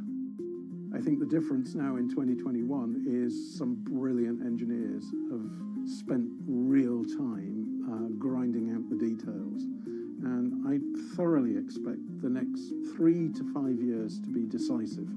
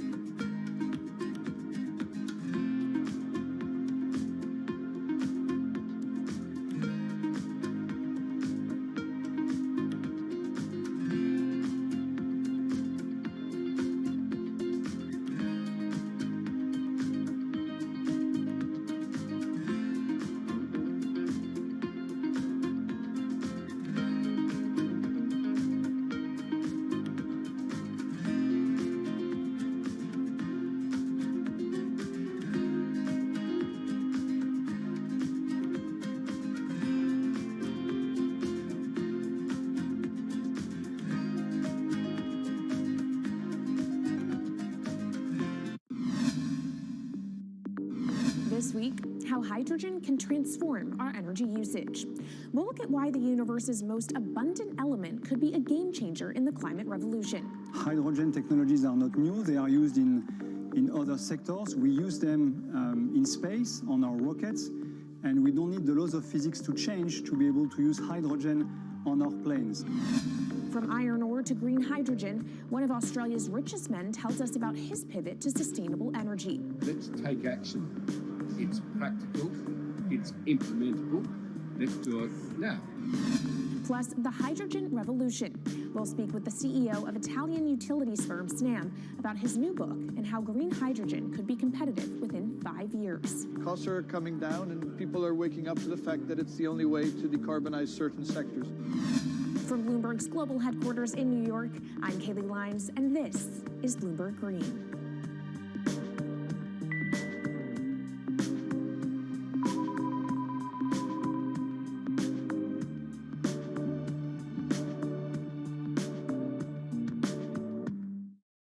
It's a new year, so here at Bloomberg Green, we're highlighting new solutions in the fight against climate change. And one of those is as old as the universe itself, hydrogen. It's the simplest element around, but could well be a game changer when it comes to turning around our dependence on fossil fuels. Today, hydrogen is used in the chemicals industry to produce petroleum products. It's also starting to be used in steel production, an industry under a lot of pressure to decarbonize. But it has far more uses as well, from powering cars to heating our homes. And Bloomberg New Energy Finance sees a seismic shift in the sector in the next 10 years as green hydrogen squeezes out dirtier alternatives. So-called gray hydrogen dominates today. But as renewable electricity gets cheaper and more accessible, so will green hydrogen. In this week's edition of Bloomberg Green, we'll explore what this push into hydrogen means for tackling climate change. We'll hear from Australian billionaire Twiggy Forrest about his pivot from iron ore to hydrogen, and we'll also speak with the CEO of Italian utility company Snam about his book, The Hydrogen Revolution. But first, what are we using hydrogen for? And why does it actually matter? Christine Lee Edwards explains. Hydrogen, the most plentiful element in the universe. On Earth, we find it mostly bonded to oxygen in the form of water, or in other gases known as hydrocarbons. Hydrogen gas, H2, burns hot and clean, making it an attractive tool in the race to net zero. But isolating hydrogen from other elements is no easy task. Today, the cheapest way to do this is via chemical processes that break up natural gas. This releases a lot of carbon dioxide.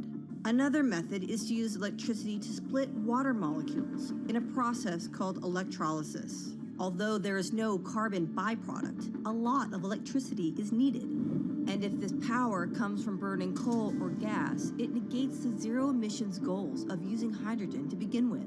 Hydrogen produced in this way, powered by fossil fuels, is called gray hydrogen. If carbon capture and storage is used together with fossil fuels, then it becomes blue hydrogen. If nuclear power is used, it's called pink.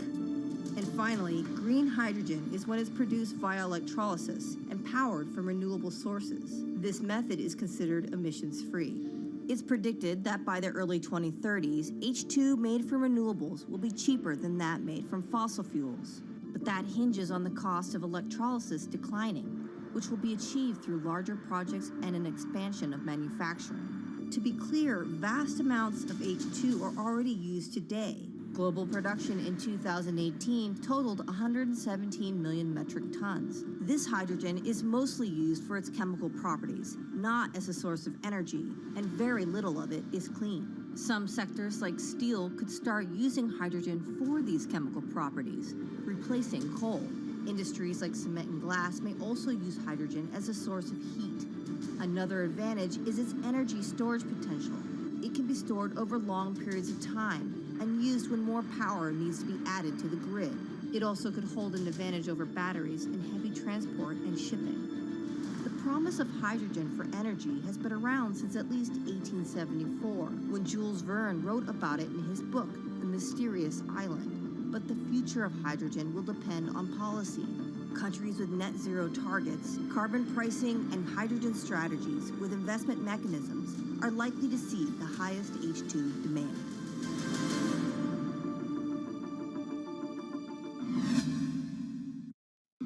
That was Bloomberg's Christine Lee Edwards explaining what hydrogen means for the energy transition.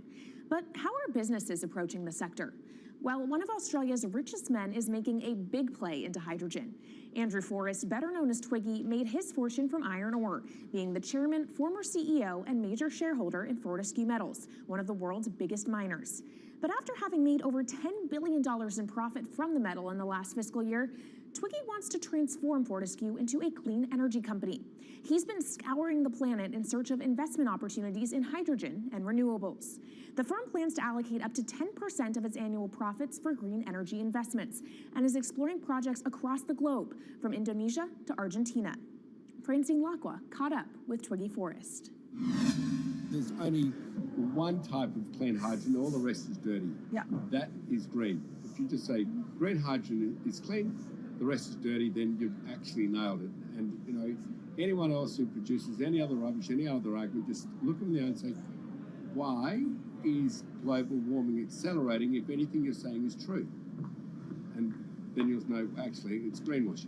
Yeah, but there's a lot of greenwashing because I keep on being told it's a transition. We can't just, make the transition at a click of a finger. So what are we doing wrong? What can we do better? I don't remember the personal computer having to transition the typewriter. I really don't remember that. I don't remember the smartphone having to transition the pocket calculator and the old landline.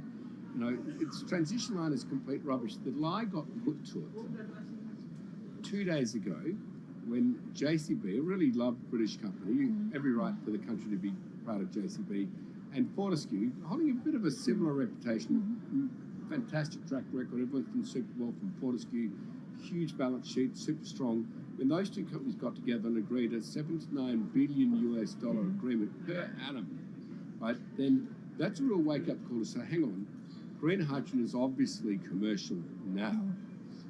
You know, every other form of fossil fuel hydrogen, you know, it can compete with it on price, it can probably lose on price, but what we know, it is cooking the planet. And only green hydrogen zero methane, zero carbon in the supply chain. Don't worry about the molecules in the supply chain. But at the moment, we're not even phasing out coal, if you look at the G20 communique. So we have a long way to go to talk about only using green hydrogen. Yeah, so look, I have a call, which I'd like to make now, that the world should not fund any more coal-fired power stations, coal mining projects, ever. We should wind them down as quickly as possible because they are cooking the planet just like grey and blue hydrogen is cooking the planet blue. Yeah. You know, hydrogen, which is not made from renewable electricity, is releasing 10 to 16 times more carbon, let alone the methane, which is worse, than it is hydrogen. So we've just got to stop doing things which are self-harming under the guise of greenwashing. So why are leaders so slow? Even if you look at the appetite for ESG investments, they're growing exponentially, so are emissions. So where are we allocating capital? Okay, so take the recent G20. There's probably a reason why there wasn't strong action coming out of the G20 because people were not aware that major transactions between large companies were taking place now on green hydrogen, that actually this pollution-free all the way through the supply chain fuel was now being transacted at multi-billion-dollar scale. If they'd known that, I don't believe any sovereign leader or any energy minister or climate change minister could not take ultra seriously that green hydrogen is now here to stay. It's broken through. History has been made. It will never go back. Okay, what is the one thing that you would tell leaders today and business leaders? How do we transition faster than what we are now because we're at real risk of missing our targets? Oh, so that's really simple. You stop funding, you stop subsidizing, you stop using money into fossil fuels. It could be carbon sequestration, it could be fuel rebates, it could be anything. Hundreds of billions of dollars getting ashed while we ash the planet on fossil fuel subsidies.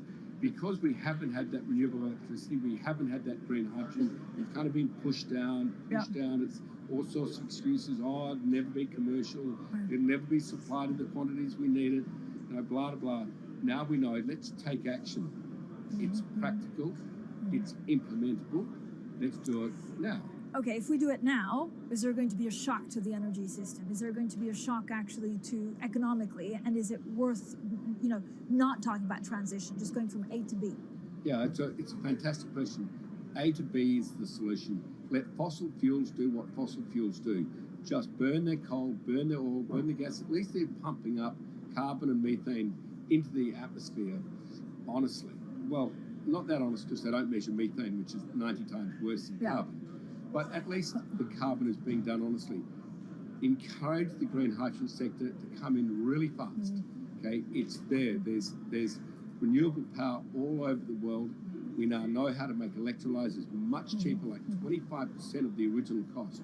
We know how to do that now. We don't have an excuse to get into it. Does it need to be cheaper than oil and fossil fuel for it to be viable worldwide? Well, right now it is. Okay, so let's just swallow that bit of financial data. Right now it is cheaper, and it's getting more cheap. It's the only fuel you know of which is declining in value. You don't have enough of it, right, to power the world. Yes, that's only because we haven't had policies to support it. If we had policies to support it 5-10 years ago, it would be everywhere. You'd see the global warming budget start to come down. Now, we've got 5 or 10 years to make a huge difference. I need policy leaders all over the world to appreciate now, okay, big business is transacting with green hydrogen in multi-billion-dollar agreements. We now know it's here and it's here to stay. Let's spread it everywhere.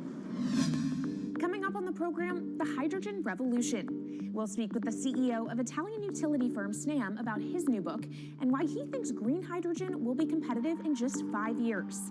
Plus, how are airlines working to become more sustainable? We'll look at how Airbus plans to step up in the climate fight. This is Bloomberg Green.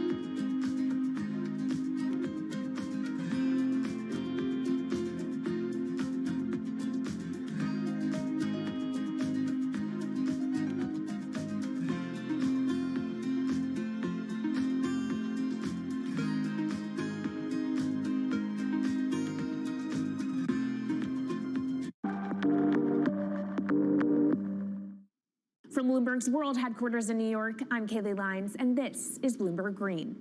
What will the world look like in 2050? Will global temperatures have stabilized, electric vehicles be abundant, and solar and wind power homes around the world? According to Marco Alvera, the CEO of Italian energy company Snam, that vision of the future could be a reality. And he says that hydrogen will pave its way.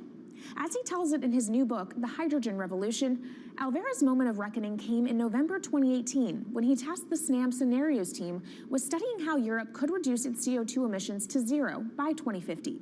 Looking through the results of the study, Alvera said he was struck by how much hydrogen was in Europe's energy mix by that year. Beyond the abundance of hydrogen, the Snam model also predicted that it would be the cheapest form of decarbonized energy for many sectors, and that it could be cheaper than today's prices for oil, coal, and nuclear power.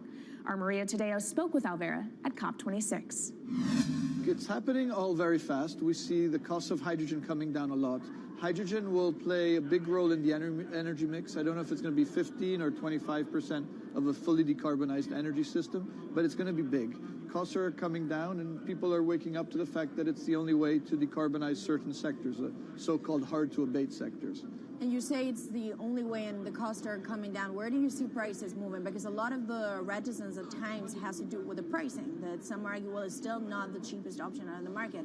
So when I was first working in hydrogen in 2004, it was costing $1,000 per megawatt hour. 2010, 600. Today, 100, and we see it going down to 50 in 5 years' time, and to going down to $25 per megawatt hour in the next 10 years or so, which is a quarter of where it is today. That's really because renewable energy, and we're talking green hydrogen here, renewable energy costs are falling, but the cost of making the electrolyzer, which is the kit that you use to convert solar or wind energy and water into hydrogen, the cost of this kit is falling a lot because it doesn't really exist on an industrial scale. So as we build up capacity, we industrialize it, we standardize it, and we squeeze costs out. That's really the cost trajectory. And for that, of course, you need demand, however, for governments and also institutions to kind of buy into this idea that it is the future and we want to invest and create infrastructure. What are they telling you? When you speak to governments, when you speak to officials, are they keen on this? They're very keen. So the Department of Energy shares our view in the States of getting to below $1 a kilo, which is $25 a megawatt hour.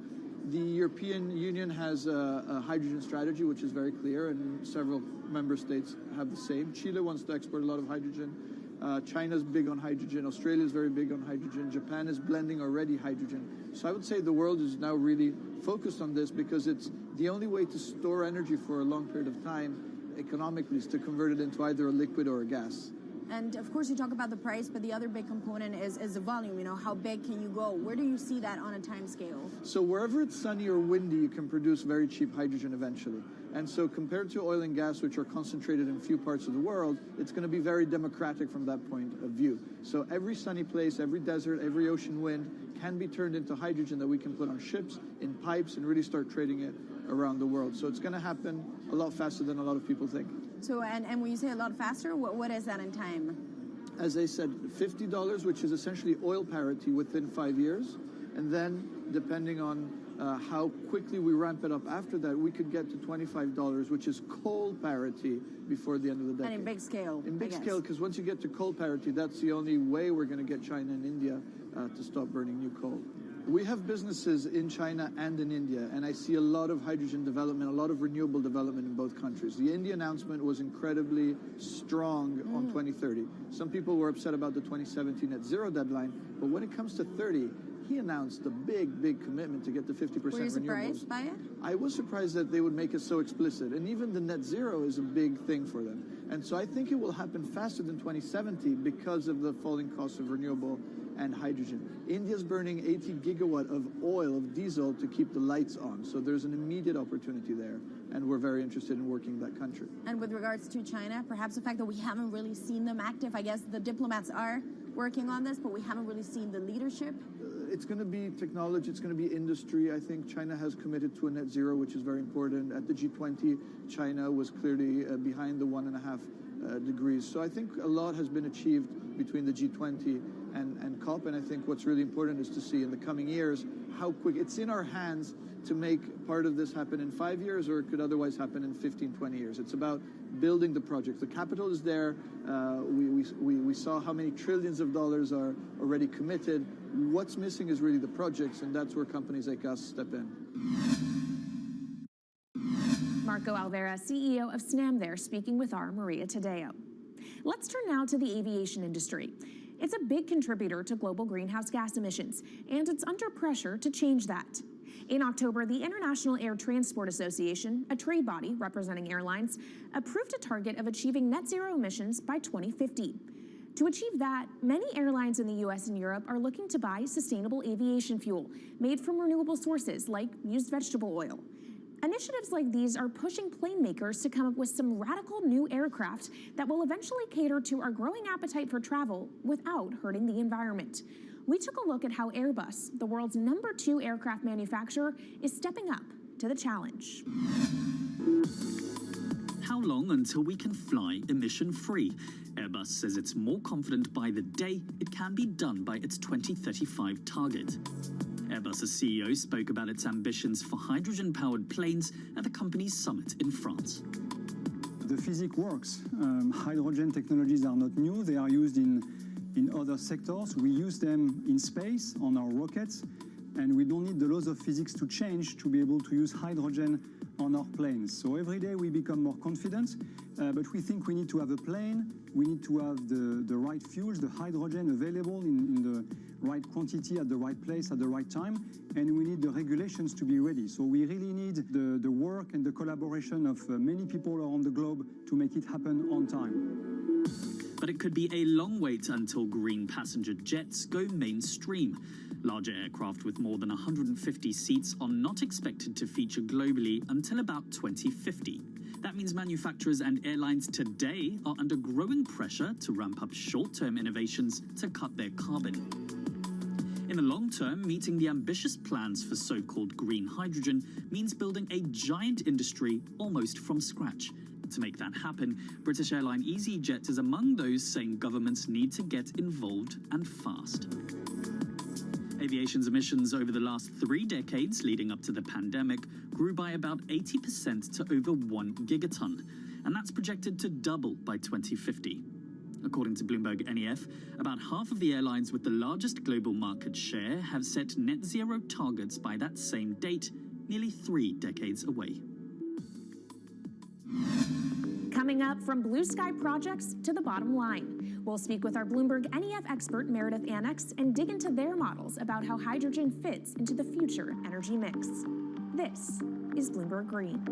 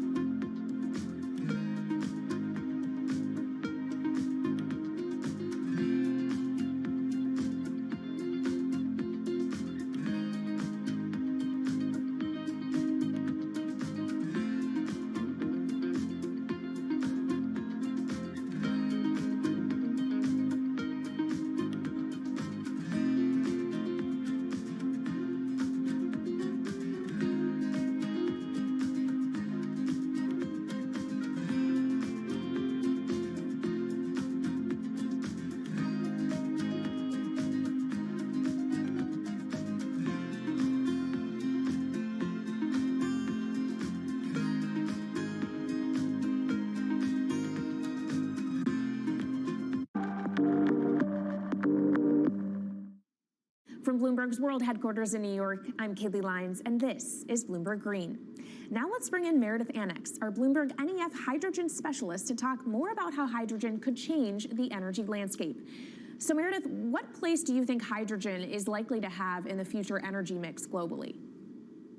Hydrogen's this incredible solution for us as we look to decarbonize because it's a perfect solution in areas that are hard to electrify. So where we like to think about hydrogen playing a role, it's in things like heavy industry, especially where you need a feedstock as well as energy source, and in things like dispatchable power, long-haul transport, maybe even shipping and aviation. That sounds great that it can be used for such diverse industries. At the end of the day, though, how much is this going to cost? Well, that's the amazing thing about hydrogen, because depending on how you make it, it can actually see significant cost declines in the future. So when we're talking about clean hydrogen, we usually mean green hydrogen produced from renewable electricity. And in that case, your hydrogen is almost as cheap as the renewables that are used to make it.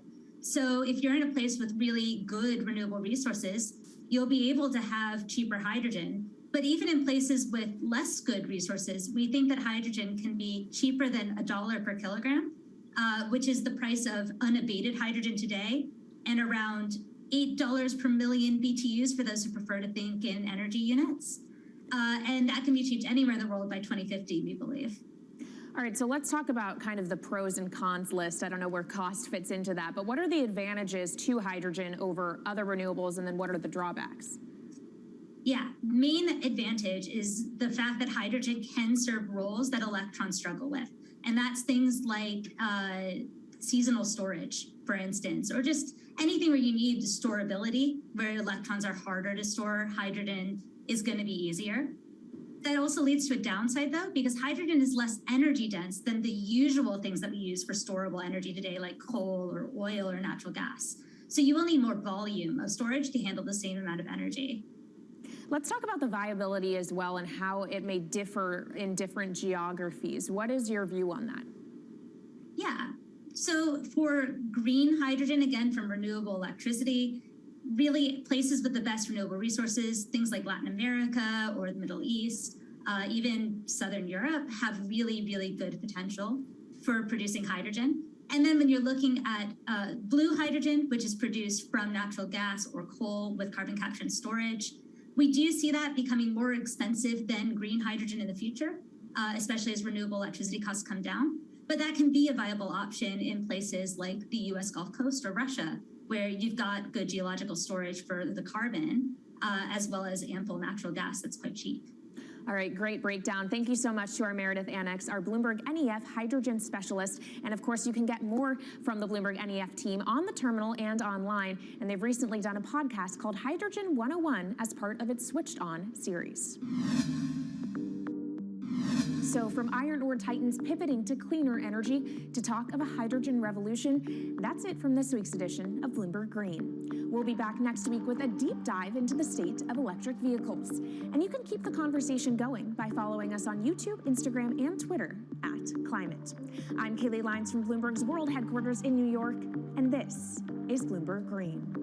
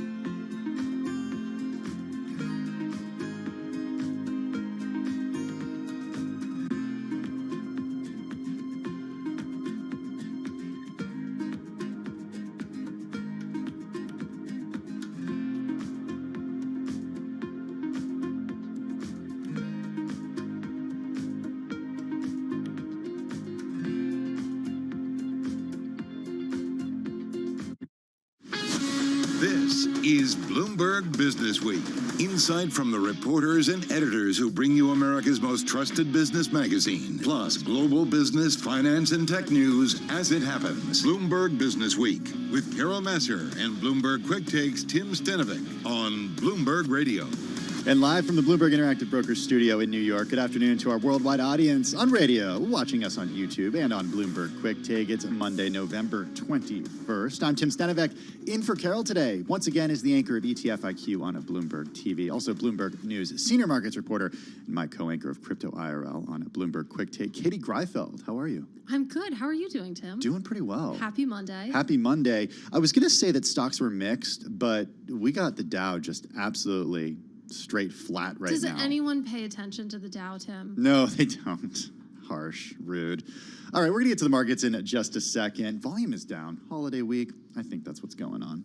One stock not searching for direction, though, Disney. Shares higher after a shakeup at the Magic Kingdom. We're going to get the latest on the return of Bob Iger, what it means, as well as the abrupt exit of Bob Chapek. What does that mean for Disney? And the latest on FTX, the news, the tweets, they continue. Our bankruptcy reporter is on the ground in Delaware to give us the latest. And in the magazine, we got tech layoffs, sending H-1B visa holders scrambling for new jobs. And the big take today, Shine's Cotton has been tied to Xinjiang, the region in China that's accused of forced labor. We got a deep dive on that coming up. First up, though, let's head on over to Charlie Pellet for a business flash. Hey, Charlie. Hi, thank you very much. Happy Monday to you both. We have got the Dow Jones Industrial Average, just like that, back in the green. Been that kind of a day, a volatile session. The Dow being led higher by the Walt Disney Company. Disney shares advancing now by 6.1%. Disney up after the entertainment company over the weekend brought back former leader Bob Iger to replace his successor Bob Chapek as CEO. A surprise capitulation by the Disney board after a string of disappointing results. Again, Walt Disney Company up by 6.1%. Disney, a member of the Dow up now by 10 points, up by less than 0.1%. Little change there. We've got the S&P trading lower, down now by 11, a decline there of 0.3%, while the NASDAQ Composite Index is down 105 points, a drop there of 0.9%. Stocks trimmed declines after San Francisco Fed President Mary Daly warned that too much tightening could be unnecessarily painful for the economy. S&P being dragged by technology and energy sectors. NASDAQ 100 pushed lower by declines in Apple, Amazon, and Tesla. As for the strength of the consumer and what that may mean for the Fed's fight against inflation, Veronica Clark is an economist at Citigroup Global Markets. We're anecdotally hearing that people are cutting back now, but you really haven't seen it in the data yet. And that's really what's going to be most important for us, most important for the Fed, is just what are you seeing in the inflation data, and then also importantly the labor market data. And we still have really low initial jobless claims. It still seems the job openings are high, and there's not enough loosening yet. And again, we do have the S&P down by 0.3% now. 10-year yield 3.81%. Spot gold down 0.7, $17.38 the ounce, while West Texas Intermediate crude down 0.4%, $79.83 a barrel. After the bell, we'll be hearing from Dell, Zoom Video Communications, and Agilent. I'm Charlie Pellet, and that is a Bloomberg Business Flash. Hey, thank you so much for that update, Charlie Pellet. Really do appreciate it. Let's now get to the Market Drivers Report. We've got Kriti Gupta with us right now. She's anchor and markets correspondent for Bloomberg. She's with us in the Bloomberg Interactive Broker Studio. Emily Grafeo, also here, cross-asset reporter for Bloomberg News. It is a full house in the Bloomberg Interactive Broker Studio this afternoon. Kriti, I want to start with you and just give us your take on what's going on with the trade today, because I take a step back and I'm just like, okay, yeah, NASDAQ under pressure, but volumes are pretty low. Yeah, so let's take, there's kind of three angles to this. I'm going to start with the stock market because it's the easiest one. It is a low volume day, and it probably will be a low volume week as well. No surprise, because of the holiday. The game changer here is the Disney story, and that's why you're starting to see the Dow, I'm going to say the Dow, pop back into the green. I'll allow it. I'll allow it. But also, look, the S&P 500 was lower anyway because you had a lot of these concerns coming out of China that they were going to turn around and pivot and actually tighten again, given some of those COVID-related deaths in their elderly population. Disney has kind of moved in the other direction, just given the weight that it has, not in just in the S&P 500, but in the Dow and arguably NASDAQ as well. So that would be the one I would want to keep an eye on. The dollar, I think, is where you're seeing the most action, surging 0.8%. To me, it's striking, though, that the ripple effect that you originally see from the dollar into the stock market or into the commodity market isn't there today, which tells you this is really a volume story, to your point. And lastly, Brent crude, $87 a barrel. this really coming off the idea that on December 4th, that next OPEC meeting, they could be looking to hike. They could be looking to kind of work with the Biden administration. That could be a game changer. Saudi Arabia, for the you're oil talking market. about. OPEC in general. Okay. Although there were reports that they would hike by But 500,000 barrels. been... Saudi Arabia specifically has denied it. Okay. Not the organization. Yeah. You know what's interesting to me, though, is the Fed speak out today.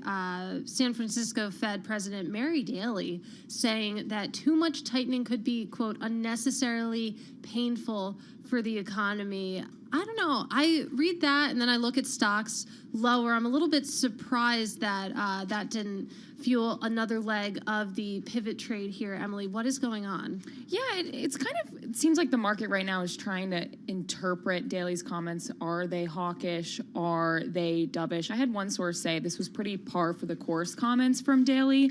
We know that we're not going to get that Fed pivot anytime soon. We're really looking for a pivot is going to be like a move from restrictive to accommodative, and that just doesn't happen if we were to get a pause.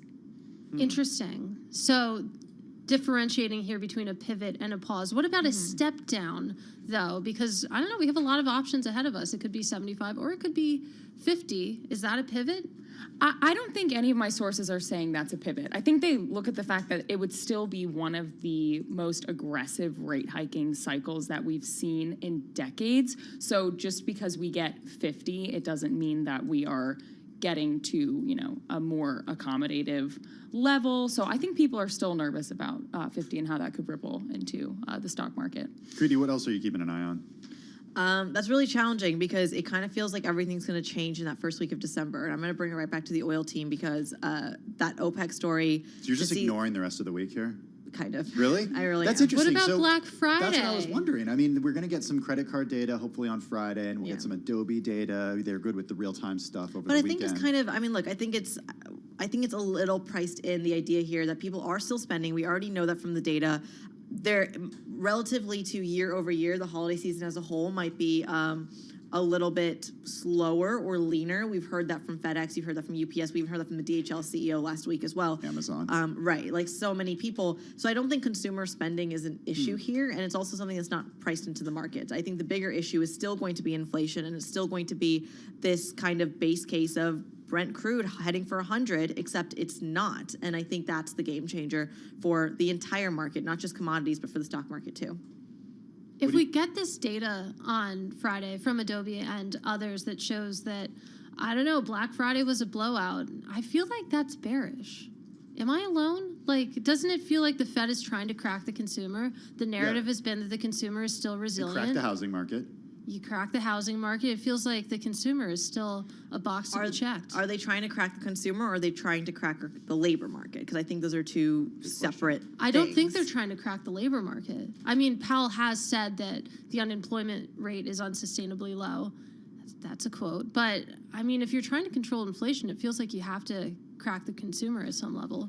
That's fair, and you do. But I think the inflation is coming from, once again, oil, food, housing specifically. That's where a lot of people Americans specifically hold a lot of their wealth assets. So I would agree and disagree. Agree in the fact that yes, but it might happen through different venues, but then disagree in that I don't think people are saying don't spend, right? Hey, just my take. Emily, I want to give you the last word here because we have about a minute left, 40 seconds, I should say. You had a piece out late last week about currency hedged ETF seeing its largest one-day cash drain since 2018. What's the signal here? Well, the signal could be some traders eyeing a peak in the dollar. That's certainly not what the market is telling us right now. But the currency hedged ETFs have really been a bet on, thinking that the dollar is going to continue to be stronger. If you want to invest in international equities, you want a hedged ETF that will strip out that dollar volatility. So I was monitoring this BlackRock ETF, did see a very large outflow. So perhaps traders anticipating that we've reached peak dollar, they still want that exposure to international equities, but they don't want to hedge against further dollar strength. All right, Emily Grafeo and Kriti Gupta, thank you so much for joining us this afternoon. First, let's get to world and national news. For that, we welcome back Nancy Lyons in our DC newsroom. Hey, Nance. Thanks, Tim. As families and loved ones mourn the victims in the deadly LGBTQ nightclub shooting this weekend in Colorado Springs, Colorado, investigators are hard at work looking into a possible motive. Police say the suspected shooter had a run-in with the law last year and was charged with menacing and kidnapping after allegedly threatening his mother with a bomb. Colorado Springs Mayor John Suthers is praising patrons at the nightclub who subdued the shooter before police arrived. If this had gone on for several minutes more and that heroic action had not been taken, I can only imagine how many more fatalities we might have had. Mayor John Suthers, 5 were killed, nearly 30 others injured. Climate negotiators have hammered out a deal to help poor countries face the impact of climate change, but it doesn't do much else. The deal for a loss and damage fund is historic, but details of how the mechanism will work have to be figured out over the next few months and then taken up next year at the COP28 meeting. Negotiators did not secure commitments for more ambitious cuts on greenhouse gas emissions, and attempts to have nations agree to peak global emissions by 2025 or a phase down of all unabated fossil fuels also fell flat. Delegates had to extend negotiations and make last-minute concessions to avoid failure. In Washington, I'm Amy Morris, Bloomberg Radio. Germany's defense minister says that country is offering Patriot missile defense systems to Poland. Last week, you may remember a strike killed 2 people in a Polish village near the Ukrainian border. At the World Cup, Team USA is just beginning its first match against Wales. England defeated Iran earlier, and the Netherlands beat Senegal. Global news 24 hours a day on air and on Bloomberg Quick Take. Powered by more than 2,700 journalists and analysts in more than 120 countries. Thank you so much for that update, Nancy Lyons. Tim Stanovic and Katie Greifeld were live in the Bloomberg Interactive Brokers studio in New York. Katie, among the most read on the Bloomberg terminal this afternoon, it's a story about labor. It's a story about a really important sort of vein when it comes to how consumers in the United States and outside of the U.S. get their stuff. We're talking about members of the nation's 2 largest railway unions holding conflicting votes on a key labor pact, muddying efforts by the Biden administration to avoid a strike when the labor peace agreement ends just next month. And specifically, we're talking about the Smart Transportation Division. That is the largest railway union under the tentative agreement with more than 37,000 members. It narrowly rejected the deal, while you had members of the Brotherhood of Locomotive Engineers and Trainmen voted to approve it. So quite a split there. Yeah, 4 unions have now voted down the tentative deal, while 7 have approved it, though a strike could follow if even one of them walks on the job. Now, we should note the results, walks off the job, excuse me. The results don't necessarily mean that there will be a strike. It does, though, put pressure on union leaders, Katie, to reach a deal, a better deal before a cooling off period expires. That's coming up. That's December 9th. December 9th. That's my anniversary, actually. Oh, happy anniversary. Yeah. What does that mean for the rail strike, do you think? I don't know. I would imagine the two are tightly linked, so I thought your anniversary was in October. Well, this is our dating anniversary. Oh. Please keep up. Okay, Please I'm keep so up. sorry. But in any case, it wasn't immediately clear whether the Biden administration would step in, as it did in September, if you remember that. That's when Labor Secretary Marty Walsh brokered a deal through an all-night negotiating session at the U.S. Department of Labor headquarters. I think the control room wants to know about the date-iversary. So this is the first day you met your husband, Joe? No, this is when Joe specifically said, "Will you be my girlfriend?" Because I needed explicit, in writing question.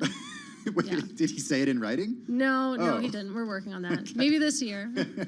How many years will it be? 11. Wow. I know. And 5 for marriage as of October. Yes, So for I'm getting sure. some of the dates right. Yeah. Okay. Yeah. All right, more to come. You're listening to Bloomberg Business Week. We're just getting started on this Monday afternoon. This is Bloomberg.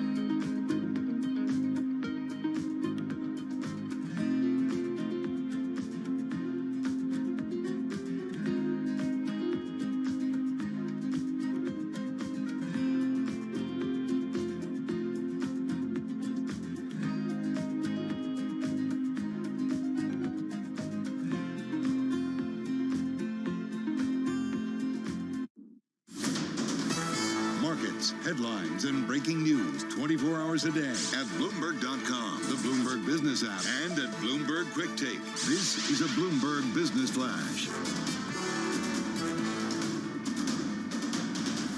From Bloomberg World headquarters, I'm Charlie Pellet. We've got stocks trading mixed. Stocks have trimmed declines after San Francisco Fed President Mary Daly warned that too much tightening could be unnecessarily painful for the economy.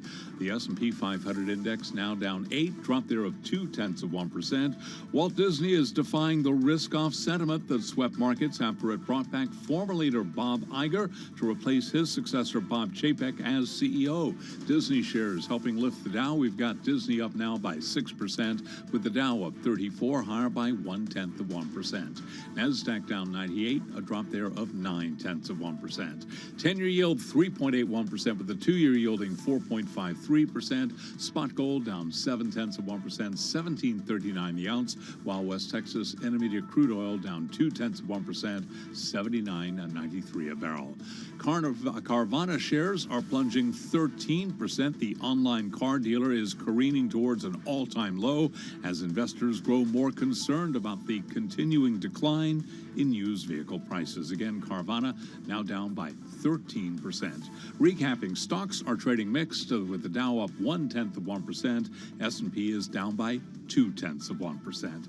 I'm Charlie Pellet, and that is a Bloomberg Business Flash. Thank you so much for that update, Charlie Pellet. I don't know about you, Katie, but last night about 10 o'clock Eastern time, saw in my email, I had a message, opened it up, all caps headline from the Bloomberg Professional Service: Bob Iger coming back to Disney after retiring, Bob Chapek out. Wow was the only word that came to mind. Some other choice words came to mind as well, but this is a big deal in the world of media. We've got Felix Gillette with us. He's media, entertainment, and telecom editor for Bloomberg Business Week. He's also the author of the great new book. It's called It's Not TV, The Spectacular Rise, Revolution, and Future of HBO. He joins us via Zoom from New York City. Felix, what was your first reaction when you saw this last night?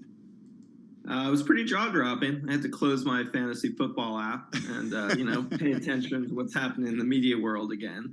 Total shock, surprise, excitement. This is just a totally wild move.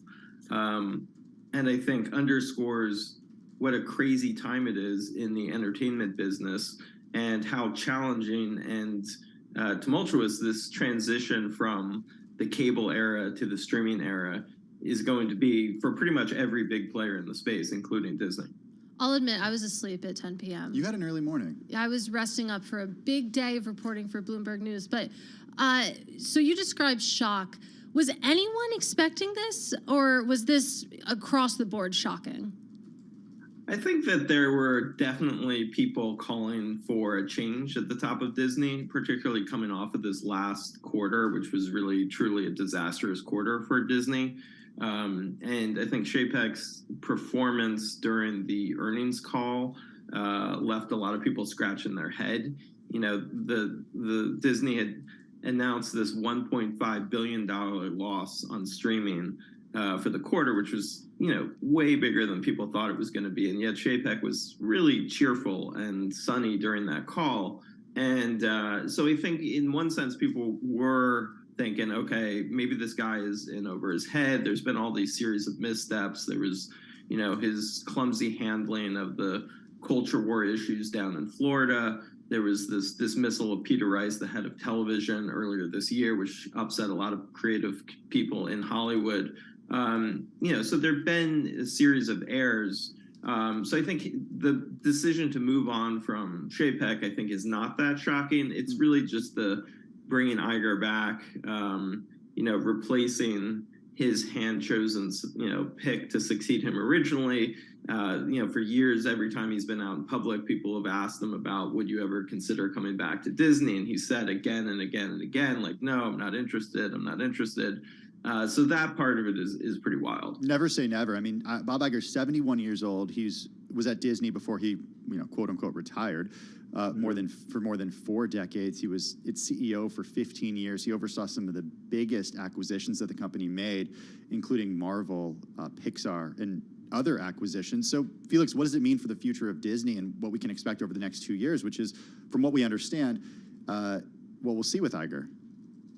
Yeah, I mean, I think the argument for bringing him back is this guy had a 15-year run that was seen as this incredible time for Disney, this great series of acquisitions he made. And, we're at this point in this transition from cable to streaming where everybody is suffering because the linear networks that was making everybody profits are, continuing to decline very quickly. The streaming services are essentially these huge, giant holes of money at this point. People are just shoveling money into them. They're still not profitable. So I think it's a time when almost anything could be up for sale. I think we're going to see more consolidation in space.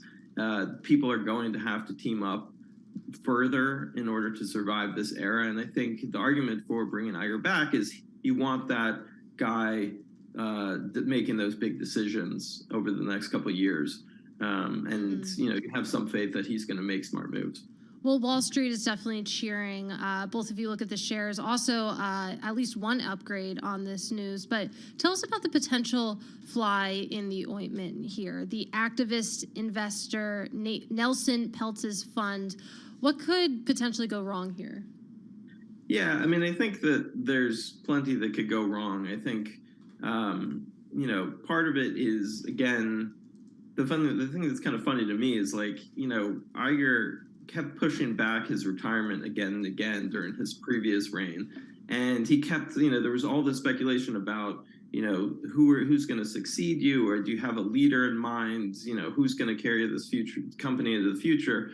He really kept running off potential candidates. And then in the end, he picked this guy, Chapek, who left everyone kind of scratching their heads. Why'd you do that? And now, on the one hand, it's great that Iger's back to deal with whatever acquisitions they're going to have to make in the next couple of years. On the other hand, now he's back in charge of picking another successor for the future of Disney. And it doesn't give you a lot of faith that he is very good at that process. So I think that's going to be part of the challenge that all investors are going to be looking at. What is the plan beyond these 2 years? Well, that's certainly the question that many people are going to have. But at least, as you mentioned, Katie, you pointed to Disney shares up more than 5% right now, and they were as high as 9.9% earlier in the day. Felix Gillette, media, entertainment, and telecom editor for Bloomberg Business Week. He's the author of the great new book, just came out earlier this month. It's called It's Not TV, The Spectacular Rise, Revolution, and Future of HBO. Joining us this afternoon via Zoom from New York City. It is 2:25 on Wall Street, and we are just getting started. It's Katie Greifeld and Tim Stenovec live in the Bloomberg Interactive Brokers studios, and this is Bloomberg Business Week.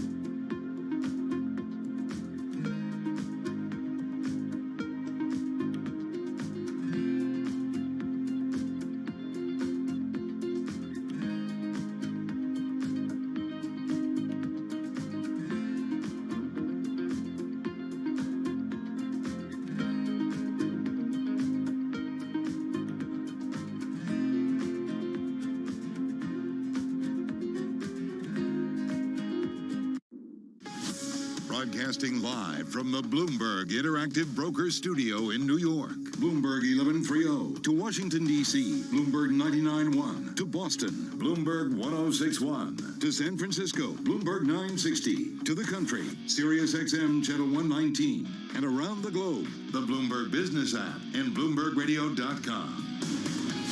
This is Bloomberg Business Week. It's Bloomberg Business Week. Tim Stanovic and Katie Greifeld. We're live in the Bloomberg Interactive Broker Studios on this Monday afternoon. In just a few minutes, we're going to dive in today's Big Take. It's all about how a huge fast fashion retailer is using cotton that's tied to a Chinese region accused of forced labor. We're going to dig into that in just a few minutes. First up, though, Charlie Pellet, we got 90 minutes to go. Less than 90 minutes. Look Indeed, at that. and we're looking at a mixed day, a mixed Monday with the Dow now up by 13 points. Been a day of fluctuations for the Dow, swinging between gains and losses. 1 minute we're up, 1 minute we're down. Right now we're up by 9 points, little change, bottom line there. The S&P on the minus side, down 12, off session lows, down 0.3%. NASDAQ down 113 points, lower there by 1%. Stocks have trimmed declines after San Francisco Fed President Mary Daly warned too much tightening could be unnecessarily painful for the economy. Right now, we have got the S&P down by 0.3%, with the 10-year yielding 3.81%, the 2-year 4.54%, gold down $11 the ounce, down 0.7%, West Texas Intermediate crude down 0.4%, 79.73 a barrel. Shares of the Walt Disney Company are up now by 5.7% after Disney brought back former leader Bob Iger to replace his successor Bob Chapek as CEO, a surprise capitulation by the board after a string of disappointing results. Geetha Raghunatham is a media analyst at Bloomberg Intelligence. The market loves this. Was this a surprise? Came out of nowhere. But really, Disney is really undergoing so much of upheaval, especially with that last earnings report. So I think that was what really kind of blindsided investors and analysts alike when they went ahead and kind of reported those streaming losses, which were double from last year, and basically said that, yes, we're expecting to get to profitability, but don't expect it to be a smooth road. And again, Disney shares up now by 5.8%. Crude futures paired losses after Saudi Arabia denied a report that it is discussing an oil production increase for the OPEC Plus meeting next month. ExxonMobil shares trading lower by 1%. Right now, we've got shares of BP. The ADR is down 2.7%. Chevron down 1.1%. EOG Resources down 0.5%. Pioneer Natural now lower by 1.9%. Recapping, stocks are mixed. The Dow higher by 8, little changed. S&P down 0.3. I'm Charlie Pelleton. That is a Bloomberg Business Flash. Thank you so much for that update, Charlie Pellet. Really do appreciate it. Well, it's time now for today's Big Take, where we bring you reporting from around the world into one big issue. Today's Big Take is all about the cotton used in Shine's clothing. It's been tied to a Chinese region accused of forced labor. The deep dive, the investigation by Sheridan Prasso, senior investigations writer for Bloomberg News, who joins us right now from our 99.1 studio in Washington, D.C. Sheridan, really great to have you with us this afternoon. First of all, I don't think everybody listening is aware of what exactly Shine is. Perhaps they're not spending time on TikTok seeing the viral stories about it. But before we get to what you found, explain what Shine is. Okay, so Shein is the I'm not even largest saying online it right. retailer in the world. Oh, I'm sorry. How many times did I have You're to say not it on incorrectly? TikTok? Have I totally... Okay, this is what I mean. This is why it's so good to have you on, Sheridan, for so many reasons. If you were a 13-year-old girl, you would totally know all about so this I have company. an excuse. Thank you. It's probably better that you don't know how to pronounce it. Okay, I'm humiliated right now.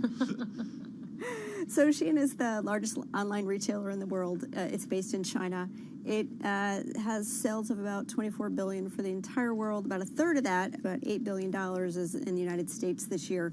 It sells primarily to young people. My generation shopped at like Zara and H&M. These days, and me both, friend.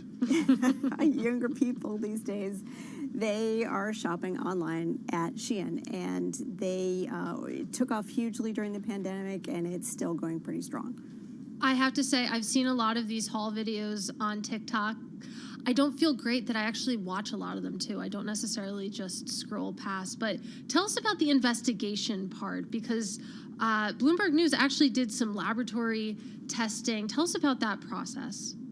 So I took a look at Shein because they are based in China. The suspicion about them for a long time has always been that they have to be using cotton that is grown in Xinjiang because 90% of China's cotton comes from that region. It is illegal to import cotton from Xinjiang into the United States as of a regulation that was passed starting last year and then a law that went into force this year. Saying that all of the goods from Xinjiang, cotton, and everything else is the product of forced labor, and therefore it's banned for importation into the U.S. The reason it is considered forced labor is because of China's treatment of the Uyghur people. Up to 1 million people, or perhaps more, have been put into re-education camps in China, and also they are subject to what the U.S. government calls horrific abuses. What is the loophole that Shein found? So U.S. retailers like Walmart and Gap and others, because they send in bulk shipments into the United States, they are stopped at the border. They have to make customs declarations of where their origin is from. And so Shein, because it doesn't have retail stores in the U.S., it's shipping directly to consumers in plain white poly envelopes. It, as long as the amount of goods, the number of goods, or the total value of the goods is below $800 US, then they don't have to have any reporting requirements to U.S. Customs. They're still subject to the law, but they're actually not being inspected in any sort of massive way because 2.7 million such packages come into the U.S. every day using this de minimis trade exemption. So that's how Shein has been able to build up its business into the U.S. and doesn't get its things confiscated by customs. So where does the story go from here? I mean, should we be watching for action from the State Department, from Congress, for example? So Congress, there has been a move, particularly in the House. There was a measure passed as part of the China Competes Act earlier this year to require all shipments from China to be have customs disclosures. That measure was not in the Senate version, and ultimately when the Bipartisan Innovation Act was passed, they ultimately excluded that provision of tightening shipment requirements to U.S. Customs from China. But there are some members of Congress, particularly Earl Blumenauer from Oregon, who are very interested in trying to tighten up this loophole because American retailers are saying we can't compete with forced labor. Before we go, we only have about 30 seconds left. Very briefly, what did Shein say when you reached out about the results of this test? Shein didn't confirm or deny that their cotton comes from Xinjiang, but they said that they have taken measures to comply with laws everywhere in the world where they operate. All right. It's today's Big Take. Sheridan Prasso, Senior Investigations Writer for Bloomberg News, joining us live from our 99.1 studio in Washington, D.C. Sheridan, thanks so much for taking the time. Again, her piece, Shein's cotton tied to Chinese region accused of forced labor. Tests link the retailer's apparel to Xinjiang, where U.S. officials say China abuses the Uyghur population. You're listening to Bloomberg Business Week. Let's get a check on world and national news. We turn to Nancy Lyons, also in our 99.1 studio, for the latest. Hey, Nance. Thanks, Tim. Ukrainian President Volodymyr Zelensky is urging NATO to guarantee the protection of Ukraine's nuclear power plants from Russian sabotage. Zelensky's plea comes a day after the Russian-controlled Zaporizhzhia plant was rocked by heavy shelling. French President Emmanuel Macron is hosting dozens of European business leaders for dinner this evening, and he's taking aim at the U.S. An aide to the French president says 49 CEOs and board chairs from the likes of Unilever, AstraZeneca, Volvo, and BMW have been invited to dine. Macron plans to urge them to invest at home and resist the lure of new U.S. climate incentives in President Biden's Inflation Reduction Act. Macron has criticized the law over concerns its billions of dollars for renewable energy firms combined with lower energy prices could influence investment decisions. The French leader has pledged to bring it up when he comes to Washington as President Biden's guest at a White House state dinner in 10 days. In Washington, I'm Nathan Hager, Bloomberg Radio. 5 days after launching from the Kennedy Space Center, NASA's Orion spacecraft has reached the moon. NASA's Sandra Jones says the spacecraft set a record as it traveled behind the moon. It's about 40,000 miles past the moon in its orbit. This is actually 30,000 miles farther than the previous record set during Apollo 13 and will be the farthest in space any spacecraft built for humans will have ever flown. Orion will stay in that orbit for about 6 days. At the World Cup, Team USA is playing Wales and is ahead 1-0. England defeated Iran today, while the Netherlands beat Senegal. Global news 24 hours a day, on air and on Bloomberg Quick Take, powered by more than 2,700 journalists and analysts in more than 120 countries. Thank you so much for that update. And Nancy Lyons, Tim Stanivik, and Katie Greifeld were live in the Bloomberg Interactive Brokers studio. Katie, did you see this news about Twitter, the latest news? The latest news. Yeah. This story's moving so fast. Why don't you tell me Okay, about it? so I'm not joking, but it's not a joke because it's not funny to talk about people getting laid off. But to the point of the story moving so quickly, it's like, okay, which round of layoffs are we on at Twitter at this point? So this one coming from our own Kurt Wagner, Cameron Leach, and Maxwell Adler this afternoon at about 2 o'clock.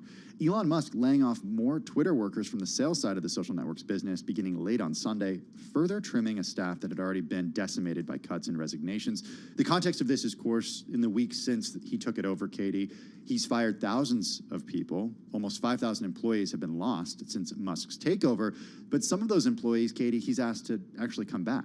Yeah, which is, again, just another interesting wrinkle in this story. So in this latest round of layoffs, as you say, some of those who were fired, they started to receive notice on Sunday. That is according to 2 people familiar with the matter. It's unclear how many will be impacted in this current round, though. Twitter's sales organization held an all-hands meeting on Sunday with Musk and the new head of sales, Chris Wrighty.